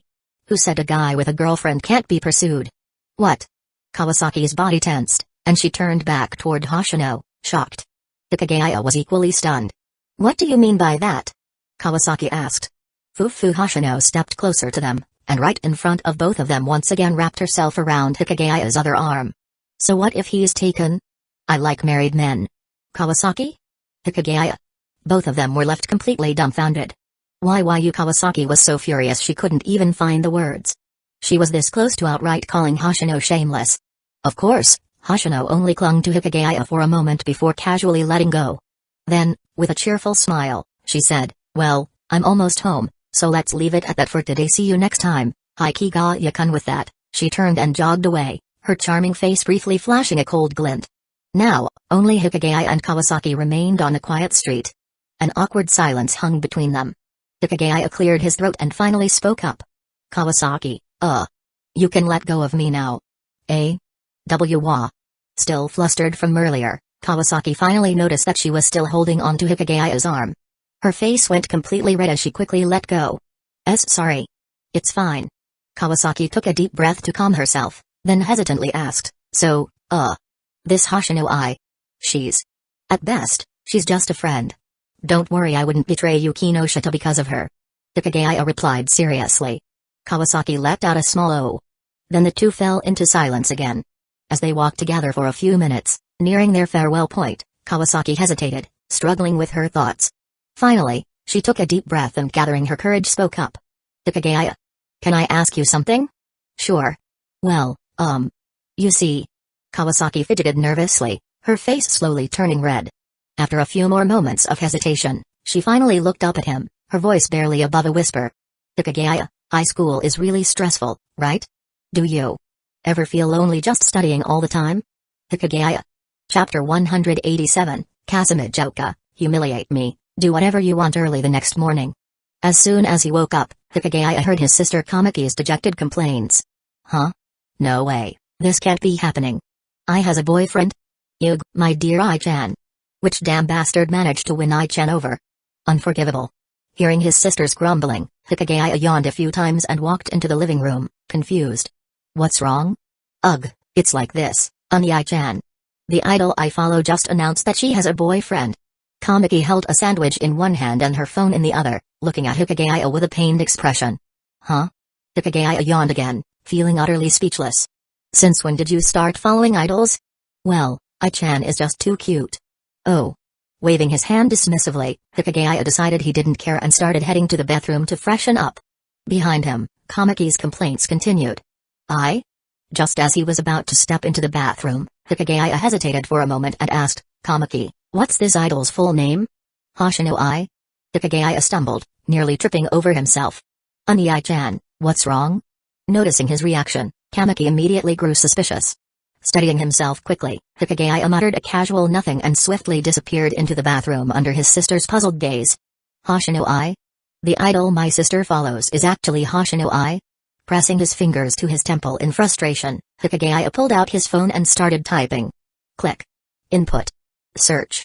As expected, Hoshino I had officially announced she had a boyfriend. An idol getting a boyfriend? That's a recipe for disaster. Her male fans were probably losing their minds right now. Hikigaya couldn't help but pity Ai's so-called boyfriend. Wait, hold on a second. Frowning, Hikigaya muttered to himself, where the hell did she get a boyfriend from? A bad feeling crept into his chest. After finishing his morning routine, Hikigaya stepped out of the bathroom. Kamiki had already finished breakfast. Unai-chan, I'm heading to school now. I made breakfast for you, so eat up. Kamiki chirped with a bright smile. Weren't you just devastated a moment ago? Her mood changed way too fast. As expected of my adorable little sister. Well, at first, I was super upset, but after a few minutes, I actually got really curious. Who was this guy that managed to win I over? Kamiki mused excitedly. Probably some ridiculously handsome guy. Hikigaya replied awkwardly. Most likely. I wonder how good-looking he is to make I fall for him. Who knows? Hikigaya laughed stiffly. Subuhai. After arriving at Class 3B, Hikigaya immediately sensed two distinct gazes directed at him. Kasumijoka and Kawasaki. Pretending not to notice, he calmly made his way to his seat. The morning classes went by without incident. To his pleasant surprise, Kasumijoka didn't pester him at all today. It was an unusual but welcome change. Lunchtime. As planned, Hikigaya headed up to the rooftop. Kawasaki had arrived early and was already sitting on a bench. Seeing him, she waved him over. Keeping his expression neutral, Hikigaya walked over and sat beside her. Without a word, Kawasaki handed him a bento. Thanks. The two ate their meals in silence. Hikigaya, do you remember what I said to you last night? Kawasaki suddenly asked. Caught off guard, Hikigaya choked on his food, coughing violently. Be careful. Don't choke. Kawasaki said, immediately patting his back with gentle concern. Better now? Yeah. Feeling Kawasaki's gaze on him, Hikigaya quickly averted his eyes. Likewise, Kawasaki, noticing the unusual atmosphere, shifted her gaze away as well. The air between them had grown a little warm. After a moment's hesitation, Kawasaki spoke again, stumbling over her words. Hikigaya, you're a teenage boy at the peak of puberty. Having those kinds of thoughts is totally normal. Plus, with all the stress from studying for college entrance exams, it'd probably be good if Yuki no Shita could spend more time with you. But, well, you guys can only meet up on weekends. Don't worry. I won't betray Yuki no Shita. Hikigaya replied with complete certainty. I know. I believe you, Hikigaya. Kawasaki nodded, but at the same time, her face turned an odd shade of red. I'm just worried about you, you know. So, if you really can't hold it in, I'm done eating. I'm heading back to nap. Before she could finish, Hikigaya shot up from his seat and made a hasty escape. Wait, watching his retreating figure, Kawasaki hesitated. Pressing a hand to her flushed face, she sighed. What the hell was I even saying just now? How could I say something so shameless? That's practically betraying Yuki no Shita again. But the thing is, subconsciously squeezing her thighs together, Kawasaki bit her lip in frustration. I swear, if I have another one of those dreams, I'm gonna lose my mind. At the same time, Hikigaya rushed down the stairs. Kawasaki had come on a little too strong just now. He could feel it if he stayed any longer, something dangerous might have happened. Deciding to retreat to the classroom, he continued walking. But then a hand suddenly grabbed his arm. Kawasaki? No, wait. Senpai? It was Kasumijoka. Come with me. Kasumijoka's tone was calm, yet she firmly pulled Hikigaya along. Wait, hold on, senpai, I was gonna nap however. No matter how much he resisted, Hikigaya found himself being dragged downstairs by Kasumijoka. Eventually, they stopped behind a large tree near the school grounds. Wait, this tree looked familiar. Wasn't this the same tree he and Kasumijoka had hidden behind last time? Back then, he had accidentally. Air-kun. Standing in front of him, Kasumijoka suddenly blushed and fixed her eyes on him with an intense gaze. Just like last time. Please, do whatever you want to me here. This time. You can go even further if you want? Hikigaya's brain stalled. Senpai. What are you even saying? I've made up my mind. You can hit me, insult me, whatever you want. Just don't lose interest in me, Air-kun. Wait, senpai, you're not thinking straight. Chapter 188, Kasumijoka, woof. After leaving the rooftop, Kawasaki returned to Class 3B. Huh? Not here? Kawasaki scanned the classroom, but the familiar boy was nowhere to be seen. Strange, didn't we agree to go back to the classroom for a nap? Why isn't he here? Thinking that, Kawasaki instinctively walked over to Mira, who was about to rest. Have you seen Hiki? Mira, who was about to lie down on her desk to sleep, suddenly flared up when she heard Kawasaki's voice, raising her tone. Wasn't he with you? He just left me a moment ago, and... Mira, what's with that look? Why are you glaring at me? What's wrong with glaring? The two girls exchanged a few words of quarrel. Kawasaki, filled with frustration, silently returned to her seat. As expected, she and Mira were from completely different worlds. Sigh, where did he go? Kawasaki rubbed her temples, feeling uneasy. Speaking of which, where's Kasumijoka? Kawasaki instinctively turned her gaze to the seat behind Hikiya's, where Kasumijoka usually sat, and it was now empty as well. No way. Her brow furrowed, Kawasaki had an ominous feeling in her heart. After all, she had noticed for a while that something might be going on between those two. Now that both of them had suddenly disappeared, her instincts made her nervous. Just then, a female classmate approached and reminded her, Kawasaki, someone's calling for you outside. Snapping out of her thoughts, Kawasaki quickly thanked the classmate before heading towards the door. As soon as she reached the entrance of the classroom, Kawasaki immediately brightened up, greeting the person outside, Yuki no Shita, what brings you here? Yuki no Shita smiled, I was looking for Hikiya to have a chat. I asked some of your classmates, and they told me he's not in the classroom. I was wondering, Kawasaki, do you know where he went? Kawasaki immediately broke out into a cold sweat, quickly explaining, a few minutes ago, I was just with him, but after he finished eating, he said he was going back to the classroom for a nap. But now he's not in the classroom. Yuki no Shita replied regretfully. I'll go look for him right away. Kawasaki immediately said. No, it's fine. I can look for him after school. Yuki no Shita gently smiled and shook her head. Thanks, Kawasaki. Yuki no Shita. Kawasaki noticed the girl's downcast expression, and it pained her heart. She immediately spoke again, you and Hikiya are a couple, and since you don't have much time during the day, you should take advantage of the rare chance to be together during the break. I don't want to see you looking like this. Kawasaki gritted her teeth, her expression serious. Saki, thank you. Yuki no Shita gave a sincere smile from the bottom of her heart, it's my honor to have a friend like you, Kawasaki. Such a genuine smile almost melted Kawasaki's heart. She couldn't hold back and said, I'll go find Hikiya right now.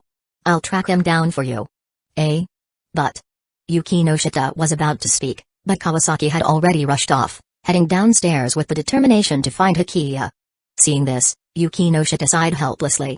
However, once Kawasaki was out of sight, Yuki no Shita's lips curved up slightly, and she instinctively glanced at the big tree near the sports field downstairs.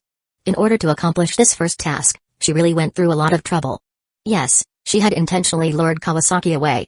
Her goal was, of course, for Kawasaki to discover her beloved Hikiya with Kasumijoka. Yuki no Shita sighed bitterly. There was no choice. If these three didn't create some sparks first, how could they complete the first task? Thinking that, Yuki no Shita, sensing the situation of her beloved Hikiya and Kasumijoka, gasped in surprise. Hikiya's willpower is so strong? He can actually resist Kasumijoka's advances? Ugh, truly worthy of my beloved but, sigh. Yuki no Shita sighed again, this won't do, Hikiya, you have to do something with Kasumijoka, otherwise, there's no point in Saki coming over. Since you're so loyal, then don't blame me. Forgive me, Hikiya, it's all for you. Yuki no Shita activated her forced attachment card on Hikiya. Her beloved and Kasumijoka had already been involved, all it took was for them to kiss or stir the emotions slightly, and in such a situation, they would easily break that barrier. Meanwhile, on the other side, behind the tree, Kasumijoka, with a pleading tone, said, Air-kun, please, do me a favor, I'll do anything. Air-kun. Senpai, you're being too irrational today. Calm down a bit. Hikiya slightly turned his head. Calm down? Kasumijoka gritted her teeth, I'm very calm, I'm serious. Really? Really, it's okay if you're a little harsher with me, I'll let you find your value in me, Air-kun senpai, you. Air-kun, remember at the bookstore? You wanted me to act like a dog? I'll fulfill your request right now, Kasumijoka bit her lip, took a deep breath, and moved closer to Hikiya's ear, whispering, woof. There's more where that came from. Hikiya trembled. A beautiful girl like this, tempting him so directly, who could resist? For some reason, the thought of kissing Kasumijoka kept growing stronger. Facing such an assertive Kasumijoka, Hikiya finally turned, trembling, and said, Senpai, Yuki no Shita, I'm sorry. But right now, senpai. She's just too much. In the next moment, the two of them kissed. However, neither Hikiya nor Kasumijoka noticed that a figure was slowly approaching them, Getting closer and closer. Chapter 189, Kasumijoka's bold attempt at getting pregnant on the spot. Kawasaki, Hukaman is amazing, amazing. Kawasaki arrived near the sports field. She looked around, scanning her surroundings. Where the hell did Hikigaya run off to in the middle of the day? No matter what, I have to help Yukinosha to find Hikigaya. Sigh. After all the things I've done to let Yukinosha down, I have to make up for my sins this time. Taking a deep breath, Kawasaki continued anxiously searching for the boy. As she walked, she found herself near a few trees by the field. Huh? What's that noise? With her sharp instincts, Kawasaki immediately picked up on some sounds coming from behind a tree. She inhaled. Approached. However, just as she was about to step closer, a head suddenly popped out from behind the tree. Kawasaki was startled. Ahem, good afternoon, Kawasaki-san. It was Kasumijoka. Gee, good afternoon. Recovering from the surprise, Kawasaki stared in confusion at the girl peeking out from behind the tree. What are you doing here, Kasumijoka-san? Reading. Reading? Kawasaki frowned. Yes. Kasumijoka nodded calmly. This place. Ahem, this place is rather quiet. Reading here helps me focus better. You're really dedicated to studying, huh? Nodding in admiration, Kawasaki didn't dwell on it and continued scanning her surroundings. Seeing this, Kasumijoka asked, what are you looking for, Kawasaki-san? Oh, well, I'm helping Yukinosha to find Hikigaya. Have you seen him? Him. Kasumijoka's eyes flickered as the corners of her lips curled slightly. But in the next second, she quickly sucked in a breath and hastily said, I haven't seen him at all. He usually spends his lunch with you, doesn't he?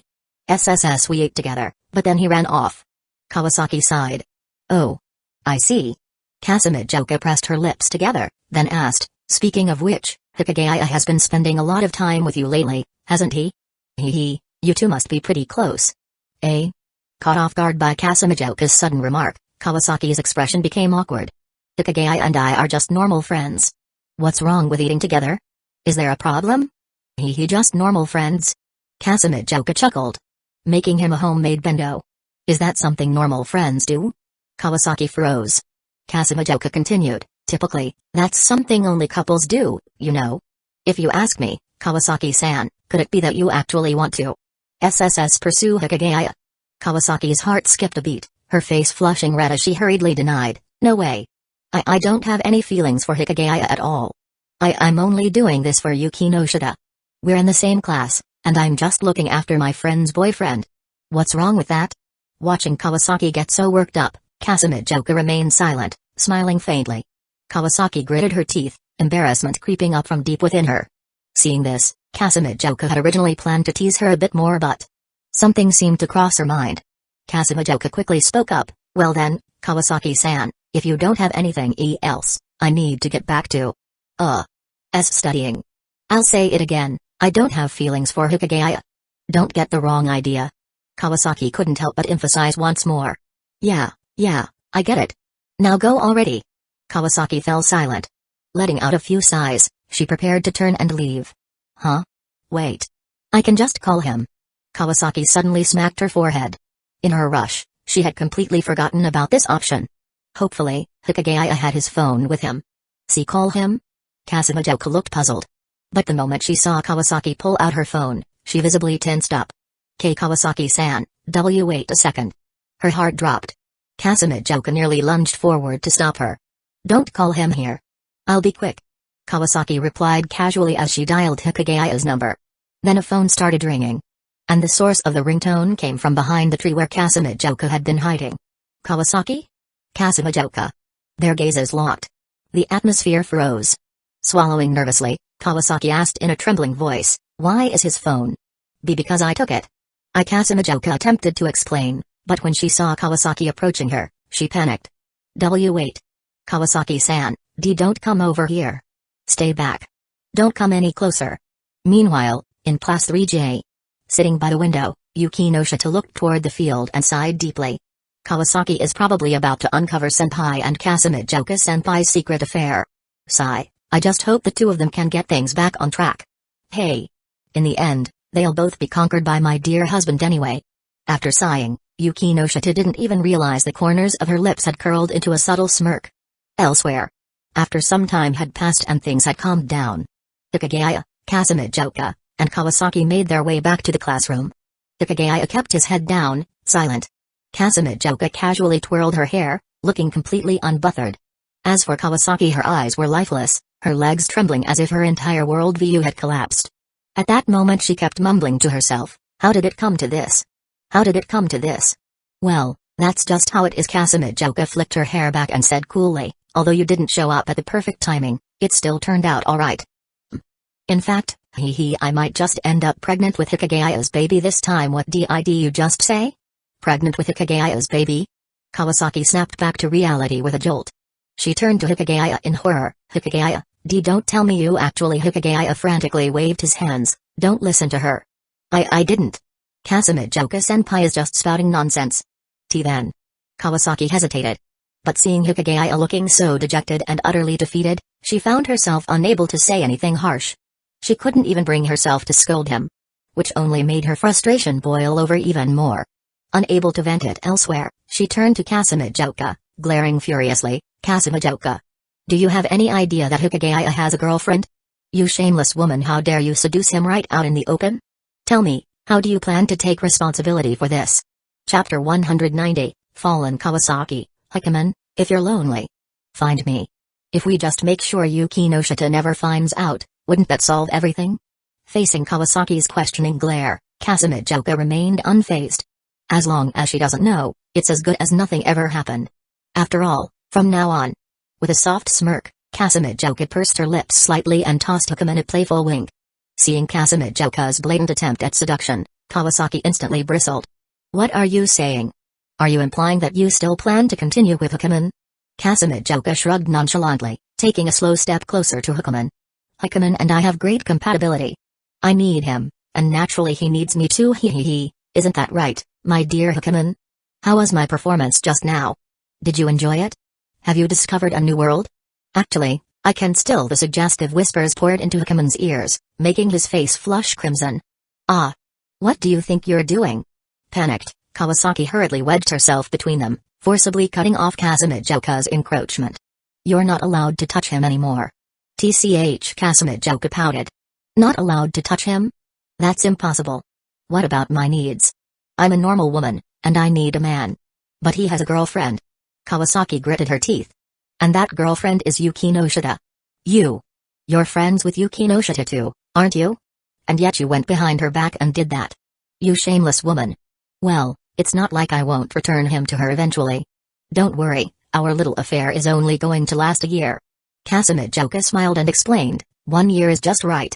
The stress of senior year is overwhelming, isn't it? If we don't relax, how can we cope with the pressure? This isn't just for me, it's for Hikimon, too. You must have noticed, right? Lately, he's been pushing himself hard, studying all the time. If he doesn't find an outlet, how do you expect him to handle it? Even so. It should be Yuki no Shita. Yuki no Shita should be the one to help him with that. Kawasaki retorted, still fuming. Yuki no Shita? But do you really think she'd agree? Kasumijoka countered smoothly. She's the kind of woman who's too reserved, too dignified. There's no way she'd let Hikimon get close like that. So, obviously, I have to step in. No. Not you. It can't be you. Oh? If not me. Then could it be you, Kawasaki? Kasumijoka suddenly turned the tables, locking her gaze onto Kawasaki. Ah. Kawasaki, already boiling with rage, froze. Her face instantly turned bright red. And no. Not me either. I can't have anything to do with Hikimon. Not anymore. Oh? Anymore? Kasumijoka narrowed her eyes mischievously. Wait. No, that's not what I meant. Realizing her slip, Kawasaki blushed even harder and quickly shook her head in denial. Hikimon and I are completely clean. There's absolutely nothing between us. Right, Hikimon? Yeah. Hikimon nodded quietly. Women fighting terrifying. Better to keep quiet and let them duke it out. Kasumijoka stared at Kawasaki for a few seconds, then suddenly chuckled. Well then, since you refuse, I guess it's up to me. Someone has to take care of Hikimon. After all, I'll make sure to look after Yuki no Shita's boyfriend very well. You wretched woman. Kawasaki trembled with anger, barely able to contain herself. As they approached the classroom, Kasumijoka turned back to Hikimon with a gentle smile. Hikimon, you finished your math exercises, right? See you at the library later. I'll help you with whatever academic struggles you have today. With that, She completely ignored Kawasaki's seething rage and strode into the classroom with a smirk. Kazuma-joka. Kawasaki clenched her fists, absolutely livid. Hukuman sighed, then cautiously said, I'm sorry, Kawasaki. Hukuman, don't say anything. Kawasaki cut him off with a firm shake of her head. This isn't your fault. It's her fault. Kazuma-joka started this. She seduced you first, didn't she? Hukuman hesitated. I knew it. Kawasaki stomped her foot in frustration. There's no way you'd betray Yukino Shida on your own. It has to be that woman. That damn snake. How could I have been so careless? I should have kept an eye on her from the start. As she spoke, Kawasaki became increasingly agitated. This is my fault. Ugh, Yukino Shida, I'm so sorry. If I had just paid more attention, Hukuman would never have fallen into her clutches. It's all my fault, all my fault. Hukuman blinked, stunned. Wait. How did this suddenly become her fault? Wasn't he the one in the wrong? Wasn't he the one who betrayed Yukino Shida? Kawasaki did nothing wrong. Damn. How could she be this kind-hearted? Honestly. Hukuman almost wanted Kawasaki to just yell at him. At least then, he might feel less guilty. Later that afternoon. Library. Hukuman studied as usual in their study group. Kazuma-joka, surprisingly, behaved herself. For once, she was genuinely focused on helping him with math. An hour later, I'm going to the restroom. Hukuman said, standing up. Kazuma-joka opened her mouth as if to say something, glanced toward the bookshelves, and hesitated for a few seconds before ultimately staying put. Upon arriving at the restroom just as Hukuman was about to step into the men's bathroom, a hand suddenly grabbed his arm. Kawasaki? Come with me. Wait, Kawasaki, what are you? That's the women's restroom. Just get inside first. Despite his protests, Kawasaki forcibly dragged him into the women's restroom. Once inside, she pulled him into the very last stall. Hukuman sat down on the closed toilet seat, bewildered. Kawasaki, what is going on? Kawasaki took a deep breath, then locked eyes with him. Hukuman. I'll help you. Huh? As if steeling herself for a monumental decision, Kawasaki spoke with unwavering determination. I've decided. If you ever feel lonely, if you ever need to relieve your stress from studying, you can come to me. I'll help you. Chapter 191, Kawasaki, so fair and soft. A young man and woman stood in the ladies' restroom. Their eyes met. The air carried a subtle tension, tinged with the shyness of youth. Seated on the toilet, Hikigaya looked up in shock at the visibly flustered Kawasaki. You're here to help me. Relieve stress? Why yes. I've made up my mind, Hikigaya. Look. Kawasaki's legs were tense, a slight sheen of sweat forming on her forehead. Despite her embarrassment, her eyes held a rare determination. That's not right. Avoiding her gaze, Hikigaya shook his head. Why not? Kawasaki asked anxiously. This whole thing about study stress. That's not really the issue. Hikigaya's voice wavered, unable to meet her eyes. If it's not about stress, then why did you do that with the senior just now? She pressed. I. Hikigaya opened his mouth but failed to find the words. There was no way he could tell Kawasaki that he had unintentionally mistaken the senior for Yukino Shida, and somehow, things had spiraled into something more. So it really is about study stress. Seeing his hesitation, Kawasaki felt even more convinced. Without explaining further, Hikigaya sighed and said, Kawasaki, I can't accept this. You're such a good girl, someone like me shouldn't ruin that. I won't let that happen. Ruin? For some reason, that word made Kawasaki's heart flutter slightly. She shook her head quickly and said, No. It's not like that. If anything, I'm the one taking advantage of you, not the other way around. Huh? That's not how it works. Compared to guys, a girl's purity is much more important. Hikigaya argued. This is an age of equality. A girl's feelings are just as important as a guy's. Kawasaki replied firmly. She softened her tone and continued, Hikigaya, I know you're thinking about my feelings, but it's okay. I don't mind anymore. Besides, I've already given you my first time. At those words, Hikigaya's face turned red. Kawasaki's face was also flushed, unable to hide her lingering shyness. After all, it was true. They had already crossed that line before. The delicate atmosphere made their thoughts blur. As Hikigaya remained silent, Kawasaki fidgeted with her skirt and hesitantly said, If you don't say anything, I'll take it as a yes. From now on, I can help you with these things. You don't have to take responsibility. Huh? This really isn't right. What about Yukino Shida? The moment Hikigaya uttered that name, Kawasaki stiffened, guilt washing over her. Her voice grew complicated as she said, Hikigaya, listen to me. We may have betrayed her physically, more than once even, and for that, I feel terrible. But our hearts have never betrayed her. You still love her, and I still see her as my best friend. That won't change. I told you, you don't need to take responsibility, so you don't have to worry about anything after this. I'm just here to help relieve your stress, that's all. A tool? Kawasaki, how can you say something like that? I don't mind.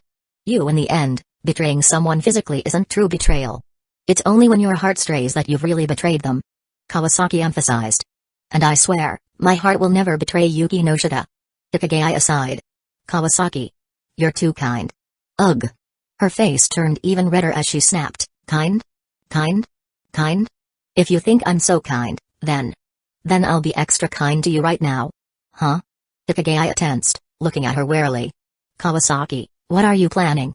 I'll help relieve your study stress, on Yuki Noshita's behalf. Wait, here? Now? His face changed as he quickly protested, I'm not even stressed right now. Don't do anything reckless. Not stressed?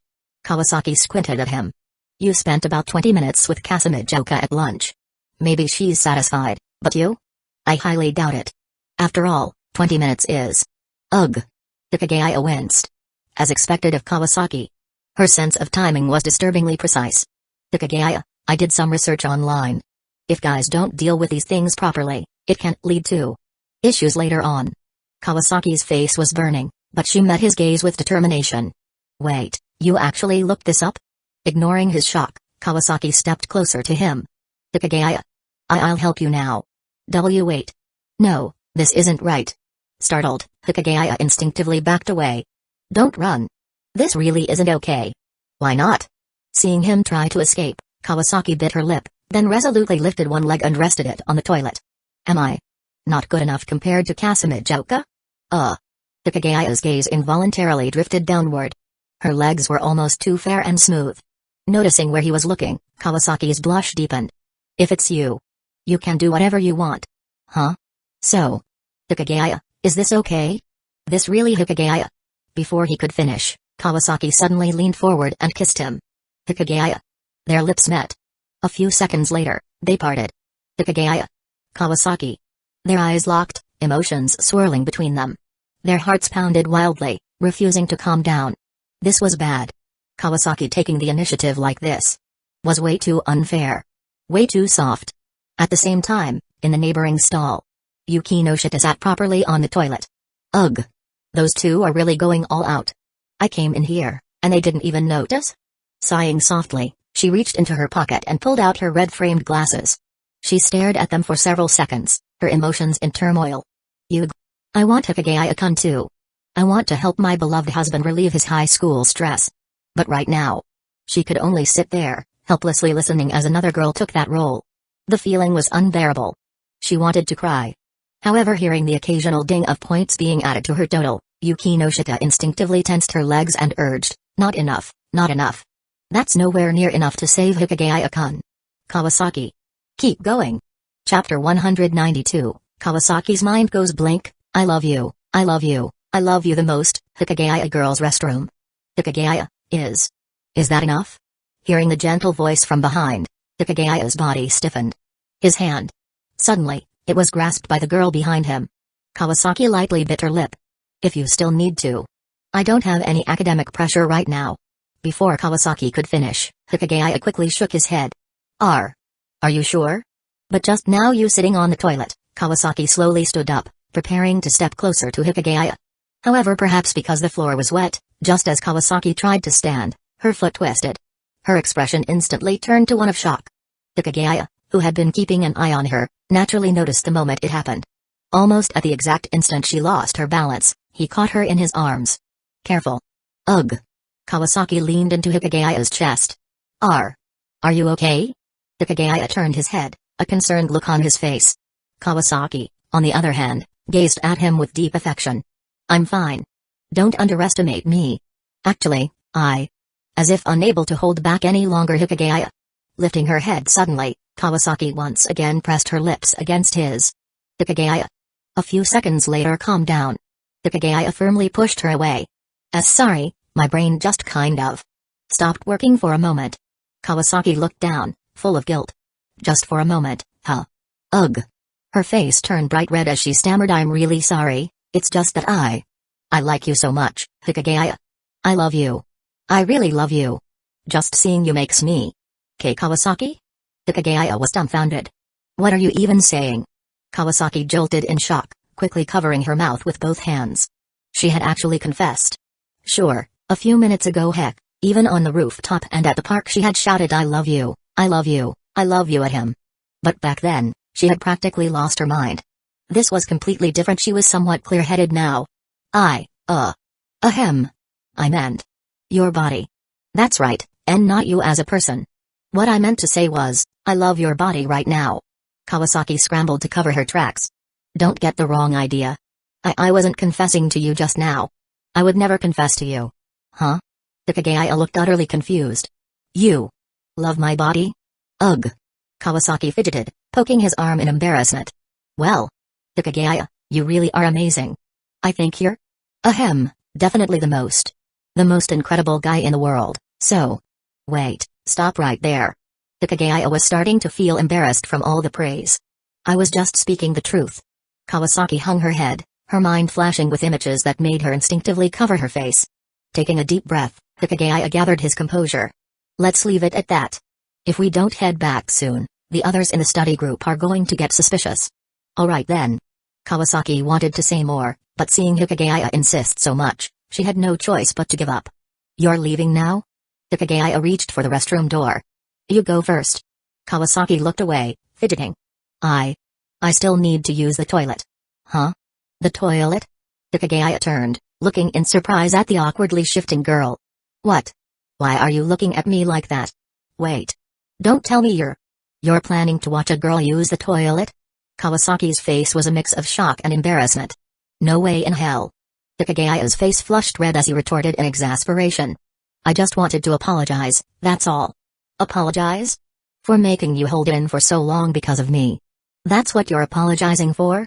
Feeling a warmth inside, Kawasaki hesitated before murmuring, Hikigaya, you're too kind. No, Kawasaki, you're the kind one. Hikigaya, you're even kinder. The two of them bickered back and forth, until eventually, they couldn't help but laugh. Well, I'll head out first. You do your thing. If you need me, just call. Kawasaki couldn't help but remind him. Hearing that, Hikigaya fled the scene instantly. Phew. Thank goodness, I got to spend time with Hikigaya again. Sitting down cautiously on the toilet, Kawasaki covered her face, her cheeks burning. These past few days, she had been constantly dreaming about Hikigaya. Just seeing him every day was enough to make her feel like she was going to lose her mind. Luckily, today, she had finally let some of that pressure out. Hikigaya is just too amazing. Too bad. If only I could have. Mid-sentence, Kawasaki squeezed her legs together. Crap. Why am I still getting carried away? Calm down. Calm down. Hikigaya is Yuki Noshita's boyfriend. He's my friend's boyfriend.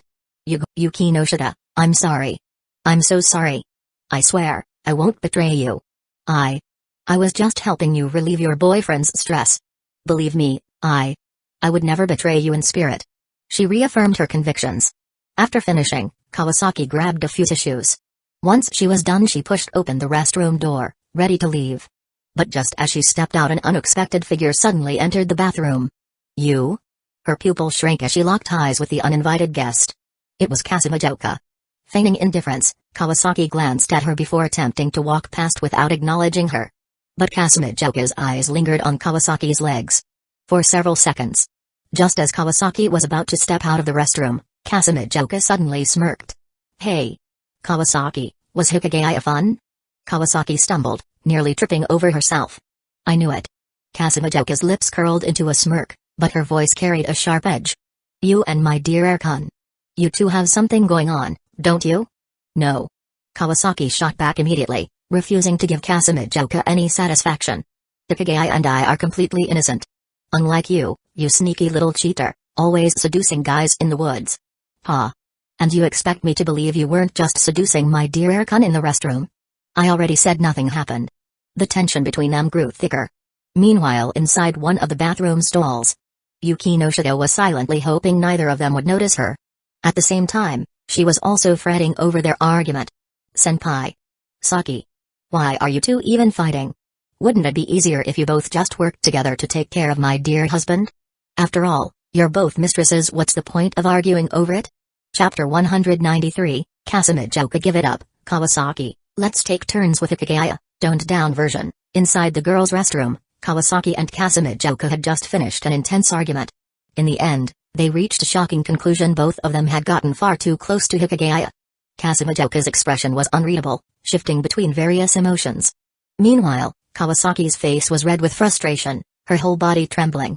For Kawasaki, watching her close friend, Yuki no Shita, being cheated right in front of her was simply unacceptable. A brief silence followed. Finally, after taking a deep breath, Kasumijoka broke the tension. Kawasaki, I have a suggestion. How about? But before she could finish, Kawasaki interrupted. From now on, neither of us should go near Hikigaya like that. What? Kasumijoka blinked, completely caught off guard. Excuse me? At that moment, hidden inside a restroom stall and eavesdropping on their conversation, Yuki no Shita nearly lost her balance on the toilet seat. Kawasaki, no. What kind of ridiculous idea is that? If you both stay away from Hikigaya, then what happens to my plan? I need both of you to help take care of my dear husband. Kawasaki remained firm. Is there a problem? Neither of us are his girlfriend. If that's the case, then there's no reason for us to be involved in that way. Kasumijoka scoffed. No way. That's impossible. There wasn't a shred of hesitation in her voice. I need Hikigaya. Without him, I won't survive. I'm a normal, healthy young woman. That's right, that's right. High school seniors are in their prime. It's only natural for them to need companionship. Kasumijoka-senpai, I support you. Keep taking care of my dear husband. Kawasaki twitched. You're seriously saying you need a guy for this? You have hands, don't you? Kasumijoka shot her a sharp look. That's not the same at all. Exactly. How could that possibly compare to my dear husband? Kawasaki exhaled sharply. Then go find someone else. Kasumijoka folded her arms. Do I look like the kind of person who'd just settle for any random guy? Kawasaki's tone turned cold. Either way, I won't let you keep doing this with Hikigaya. He's Yuki no Shita's boyfriend, and I won't allow you to mess up their relationship. Oh, Kawasaki. You're such a good friend. But seriously, it's fine. You can share. I don't mind at all. Kasumijoka rolled her eyes. Mess up their relationship? Please. I'm not trying to steal him. I'm just borrowing him for a bit. Yuki no Shita is my friend too. I'd never take her boyfriend away from her. See? Even senpai understands. Like I'd believe that. Kawasaki shot back. If you really cared about her, you'd stay away from her boyfriend. That's the best way to avoid any misunderstandings. Kawasaki, stop. You're making this so much harder for me. Kasumijoka smirked. Well, what if I told you I was doing this for Yuki no Shita's sake? Kawasaki frowned. What? Kasumijoka leaned in slightly. Do you know what Yuki no Shita is like when it comes to this kind of thing? Kawasaki's face turned red. What are you talking about? Kasumijoka sighed. Let's just say she's intense. She nearly knocked Hikigaya out. Kawasaki gulped. And? Kasumijoka grinned. So I'm just helping him keep up. You know, training him a little. Her voice took on an air of exaggerated wisdom. The more experience a guy has, the better he gets. That's just common sense, right? You can't seriously be using that as an excuse. Kasumijoka remained calm. It's not an excuse, it's a fact. If he keeps losing every time, his confidence will take a hit. And if he can't keep up with Yuki no Shita, she's going to get frustrated. If that happens, their relationship will suffer. She spoke with the authority of a seasoned strategist. Eventually, that frustration will turn into disappointment. Then resentment. And before you know it, they'll drift apart. Do you really want to see that happen? Kawasaki hesitated. Oh, of course not. I want them to be happy together. Kasumijoka nodded approvingly. Exactly. So as friends, we have to help them. It's our duty to make sure their happiness lasts. Kawasaki looked conflicted, her face growing redder by the second. But this is just too. If you won't do it, then I will.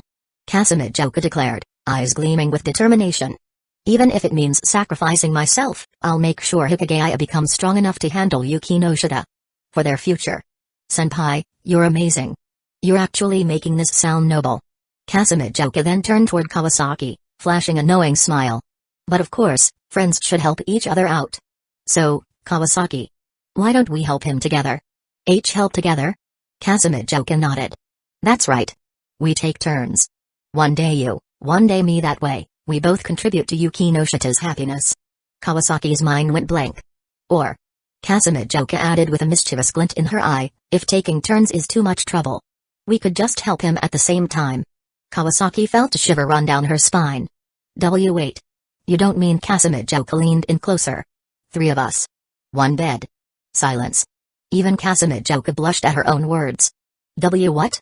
Kawasaki stumbled back, waving her hands frantically. No way. Absolutely not. Why not? Kasumi Joka stepped forward, her excitement growing. If we work together, we can maximize Hikagaya's growth. He'll improve faster, and Yuki no Shita will be even happier. It's the perfect plan. This is for Yuki no Shita's sake. Kawasaki muttered, overwhelmed by Kasumi Joka's flawless reasoning. Kawasaki, just say yes already. From inside the stall, Yuki no Shita was gripping her skirt in frustration. She wanted to burst out and force Kawasaki to accept the plan. Chapter 194, Yuki no Shita, Kitu, why not give a man a try? After a long back and forth, Kawasaki and Kasumi Joka finally left the girls' restroom. Sitting on the toilet, Yuki no Shita let out a long breath of relief. The groundwork had been laid. Thanks to Kasumi Joka's tireless persuasion, Kawasaki was clearly wavering. Just a little more, just a tiny bit more, and she would have agreed to Kasumi Joka's proposal for the 2 of them to jointly take care of her dear fiancé. However, the idea of 3 people together was a bit too much, even for someone as shaken as Kawasaki. After all, Kawasaki was still a traditionally minded girl with a relatively reserved way of thinking. So in the end she couldn't accept it all at once. For now, they'd have to settle for taking turns training her dear fiancé. Well, no rush, no rush. We'll take it slow. Once we've started, the rest will naturally follow, he. Stepping out of the stall, Yuki no Shita walked over to the sink, washing her hands as the corners of her lips curled up uncontrollably.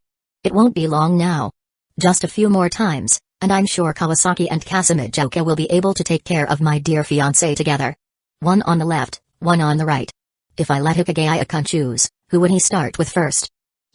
Personally, I'd suggest. Just as she was lost in her thoughts, a voice suddenly interrupted her. Yuki no Shita-san.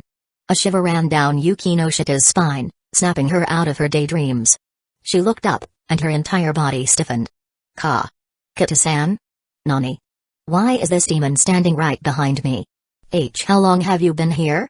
Yuki no Shita asked nervously. I called your name 3 times. Katu's voice was calm and matter-of-fact. 3 times? No way. Tragic. She's been here the whole time?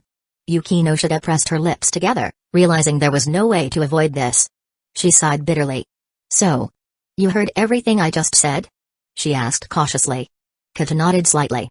Yuki no Shita-san, you have a very open mind. No, I'm actually a very selfish woman. I am not open-minded at all. Yuki no Shita wanted to cry, but she forced a smile instead. Katu, let me explain. You see, it's not what you think. Actually, deep down, I feel really conflicted about all of this. I mean, what girl would ever want her boyfriend to, well, be with other girls? That's true. Kata nodded in agreement, but her eyes were filled with confusion. A chill ran through Yuki no Shita as she scrambled to continue, but the reason I can accept my boyfriend having affairs with other women is because I have a reason for it. There was no other choice. Now that this demon had caught her, she had to find a way out. Kata tilted her head. A reason? Yuki no Shita's mind raced. Then, inspiration struck. I have a medical condition. A condition? Why yeah, it's a pretty strange one. Her cheeks flushed slightly as she stammered out an explanation. Most of the time, I feel this heavy pressure in my chest, like there's a rock weighing down on me. It's really uncomfortable. Even the doctors don't know what it is. But then one day, I realized something. When I see my boyfriend with another woman, the pressure in my chest eases a little. Sometimes, it even feels like it's completely gone. Huh? Kata blinked in surprise. That's a very peculiar condition. I know, right? Yuki no Shita forced a smile. I have no idea why I developed such a ridiculous illness. But since it's the only thing that helps, I have no choice but to go along with it. Sigh. I see. Kata nodded thoughtfully. So that's why Yuki no Shita-san tolerates other girls being with Hikigaya-san. It's because of your medical condition. Wait. Why does it feel like she's subtly roasting me? Yuki no Shita swallowed her frustration and forced another smile. Ahem. Anyway, As long as I can manage it, I'll try to accept it. Besides, Hikigaya-kun. He's never actually betrayed me. It's always the other girls seducing him. That's true. Kata nodded again. Hikigaya-san really loves you. If Hikigaya ever stopped loving me on an emotional level, I don't know what I'd do. Sigh, this terrible condition of mine. Yuki no Shita-san. Kata hesitated for a moment before speaking in a soft, reassuring voice. Stay strong. You'll get through this. Kata-san. Thank you. Yuki no Shita gazed at Kata sincerely. Then, as if overcome by emotion, she stepped forward and wrapped her arms around Katu's slender frame. What? Katu. Kata stiffened slightly at the unexpected hug. After a few seconds she gently patted Yuki no Shita's back, offering another comforting word. I believe that one day, you'll be cured, and you and Hikigaya-san will be happy together. Yuki no Shita hummed in response, but in reality, her mind had already shifted focus. Holding Kata like this, she had to admit Kata was very well proportioned. A truly impressive figure. Ahem. Stay focused, stay focused. That wasn't the main point here. The main point was, Kata, can I ask you something? Pulling away, Yuki no Shita looked at her seriously. Huh? Ask me what? Kata tilted her head in confusion. Do you have a boyfriend? A boyfriend? Kata blinked, then sighed. Nope. A plain girl like me probably won't get a boyfriend even after 10 years. Don't be so hard on yourself, you're actually really cute, Kata. Yuki no Shita complimented her, eyes subtly glancing downward. Thanks. Kata smiled politely. Yuki no Shita shook her head and continued. But you know, being cute isn't enough. A girl has to be a little proactive, too. From what I've seen, Kata-san doesn't seem all that interested in boys. This was her chance. It was time to complete that mission. Do you have any advice, Yuki no Shita-san? Kata asked curiously. Yuki no Shita's lips curled into a sly smile. Kata-san, don't you think it's time to get a taste of what a man is like? Huh? Chapter 195, Kato, please play with my husband Kato. Have a taste of what a man feels like?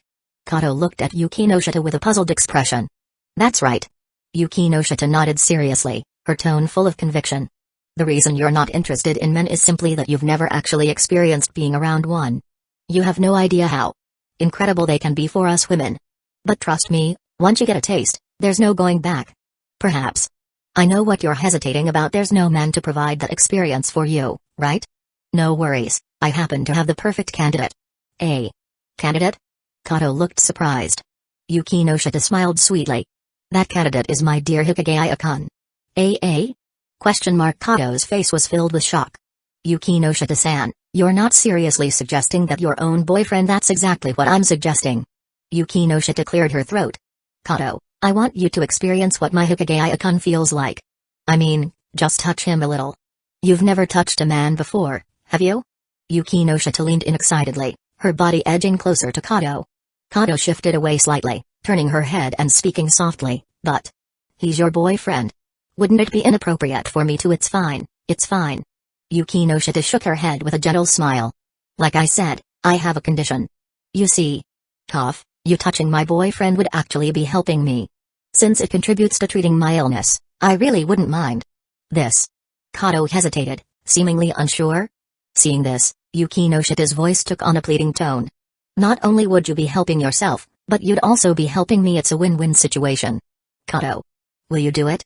Kato fell silent. Seeing her uncertainty, Yuki no Shita felt her heart tighten. She knew what she was suggesting was outrageous. I mean, what kind of normal person would agree to this? With a sigh, she decided she couldn't push too hard. Lowering her gaze, she mumbled in disappointment, forget it, I must have been overthinking things. My Hikigaya-kun must seem too dirty to you. If you're unwilling, then never mind. That's not it. To her surprise, the previously silent Kato suddenly shook her head. Hikigaya-kun is a wonderful person.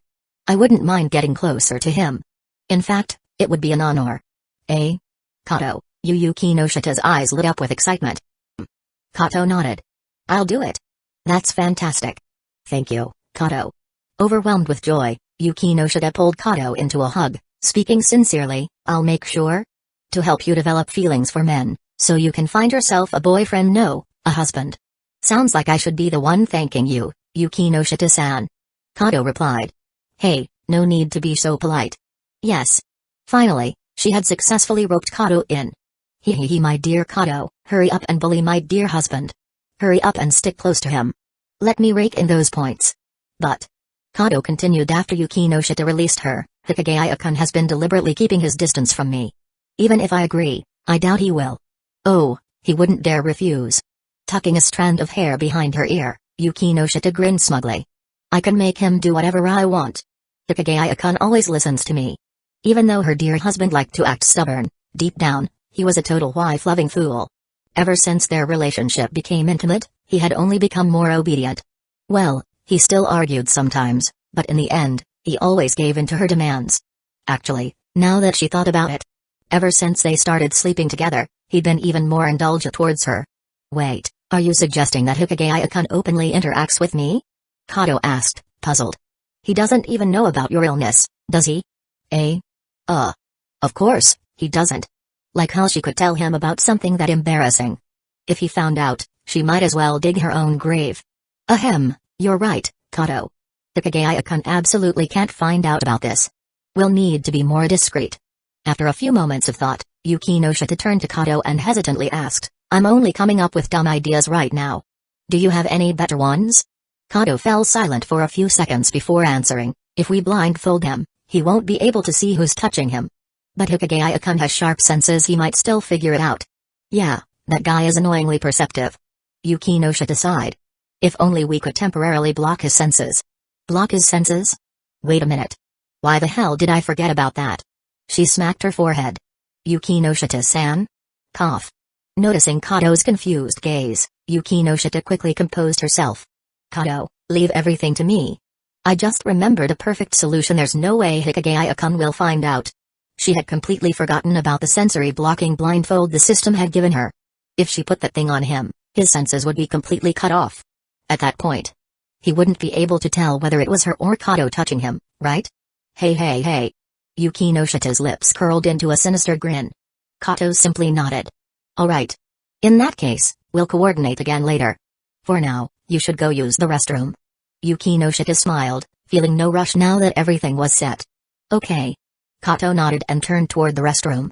But the moment she stepped inside, a startled yelp echoed from inside. What happened? Kato turned back toward Yuki no Shita. And nothing. Yuki no Shita quickly shook her head with an awkward smile. I'm just really happy that you're willing to help me. Oh. Well, you're helping me too, Yuki no Shita-san. I suppose so. After exchanging a few more words, Kato finally entered the restroom, while Yuki no Shita turned to leave. Her heart, however, was bursting with excitement. She had been working hard on her end and it looked like Senpai had been working hard too. She's already making moves on my husband. Excellent. Senpai, you got this. We're working from both angles here. You're over there, persuading Kawasaki to corrupt my husband and I've got Kato covered on my end. Yuki no Shita could already see victory in sight. 2 tasks were as good as completed. Now, only the final and easiest one remained, finding yet another woman for her husband. Well, there were plenty of candidates. She just needed to keep working on it. Meanwhile, Hikigaya-kun, is Kawasaki really that fun to hang out with? You've been in the girls' bathroom with her for so long. Looking at the words just written on his test paper, Hikigaya broke into a cold sweat. Meanwhile, the culprit, Kazumi, continued to absent-mindedly stroke his thigh with her hand. Hikigaya glanced around the quiet library, panic rising in his chest. Senpai, please, this isn't the place to start messing with me. Chapter 196, Ishiki, I'll bite you to death. Senpai, let's see if you can handle it. Do you even realize how dangerous it was back in the library? We almost got caught. But we didn't, did we? Stepping out of the library, Kazumi flashed a soft smile and leaned in toward the boy. After spending so much time with Kawasaki, you're still this full of energy? How intoxicating, air-kun. Sensing a dangerous scent in the air, Hikigaya instantly put some distance between himself and Kazumi. Nay, undeterred, Kazumi closed in again. Between me and Kawasaki, who do you like more? Hikigaya ignored her and kept walking straight ahead. Is it me? Or Kawasaki? Air-kun, say something, don't ignore me, air-kun. Kazumi kept chattering as she followed closely behind him. Eventually, the two returned to the classroom. Perching herself on the desk, she crossed her legs gracefully and gazed at Hikigaya as he packed up his books. I know what you're thinking. Kazumi mused softly. In your mind, no matter what, Neither Kawasaki nor I can compare to even a single strand of Yuki no Shita's hair, right? Hikigaya remained silent. But a mischievous smile curled on Kasumijoka's lips as she nudged Hikigaya's back with her foot. What if it were both of us together? Wouldn't that be better than Yuki no Shita alone? A shiver ran down Hikigaya's spine. He turned to her, fully on guard. What do you mean? Kasumijoka's grin widened. One-on-one is so boring. What if Kawasaki and I trained you together, Air-kun? Two beautiful girls, it must be every guy's dream, right? As she spoke, her delicate fingers traced small circles on his back. I have no interest in that. Hikigaya shuddered and swiftly swatted away her mischievous hand. I can smell your heartbeat racing, Kasumijoka giggled. Air-kun, I already talked it over with Kawasaki. We don't mind working together to train you. We can even book a hotel room and then neat enough already. Hikigaya shot up from his seat, glaring at her. There's no way in hell that's happening. Are you two trying to kill me? PFFT Air-kun, we haven't even started yet, and you're already worried about what comes next? I'm leaving.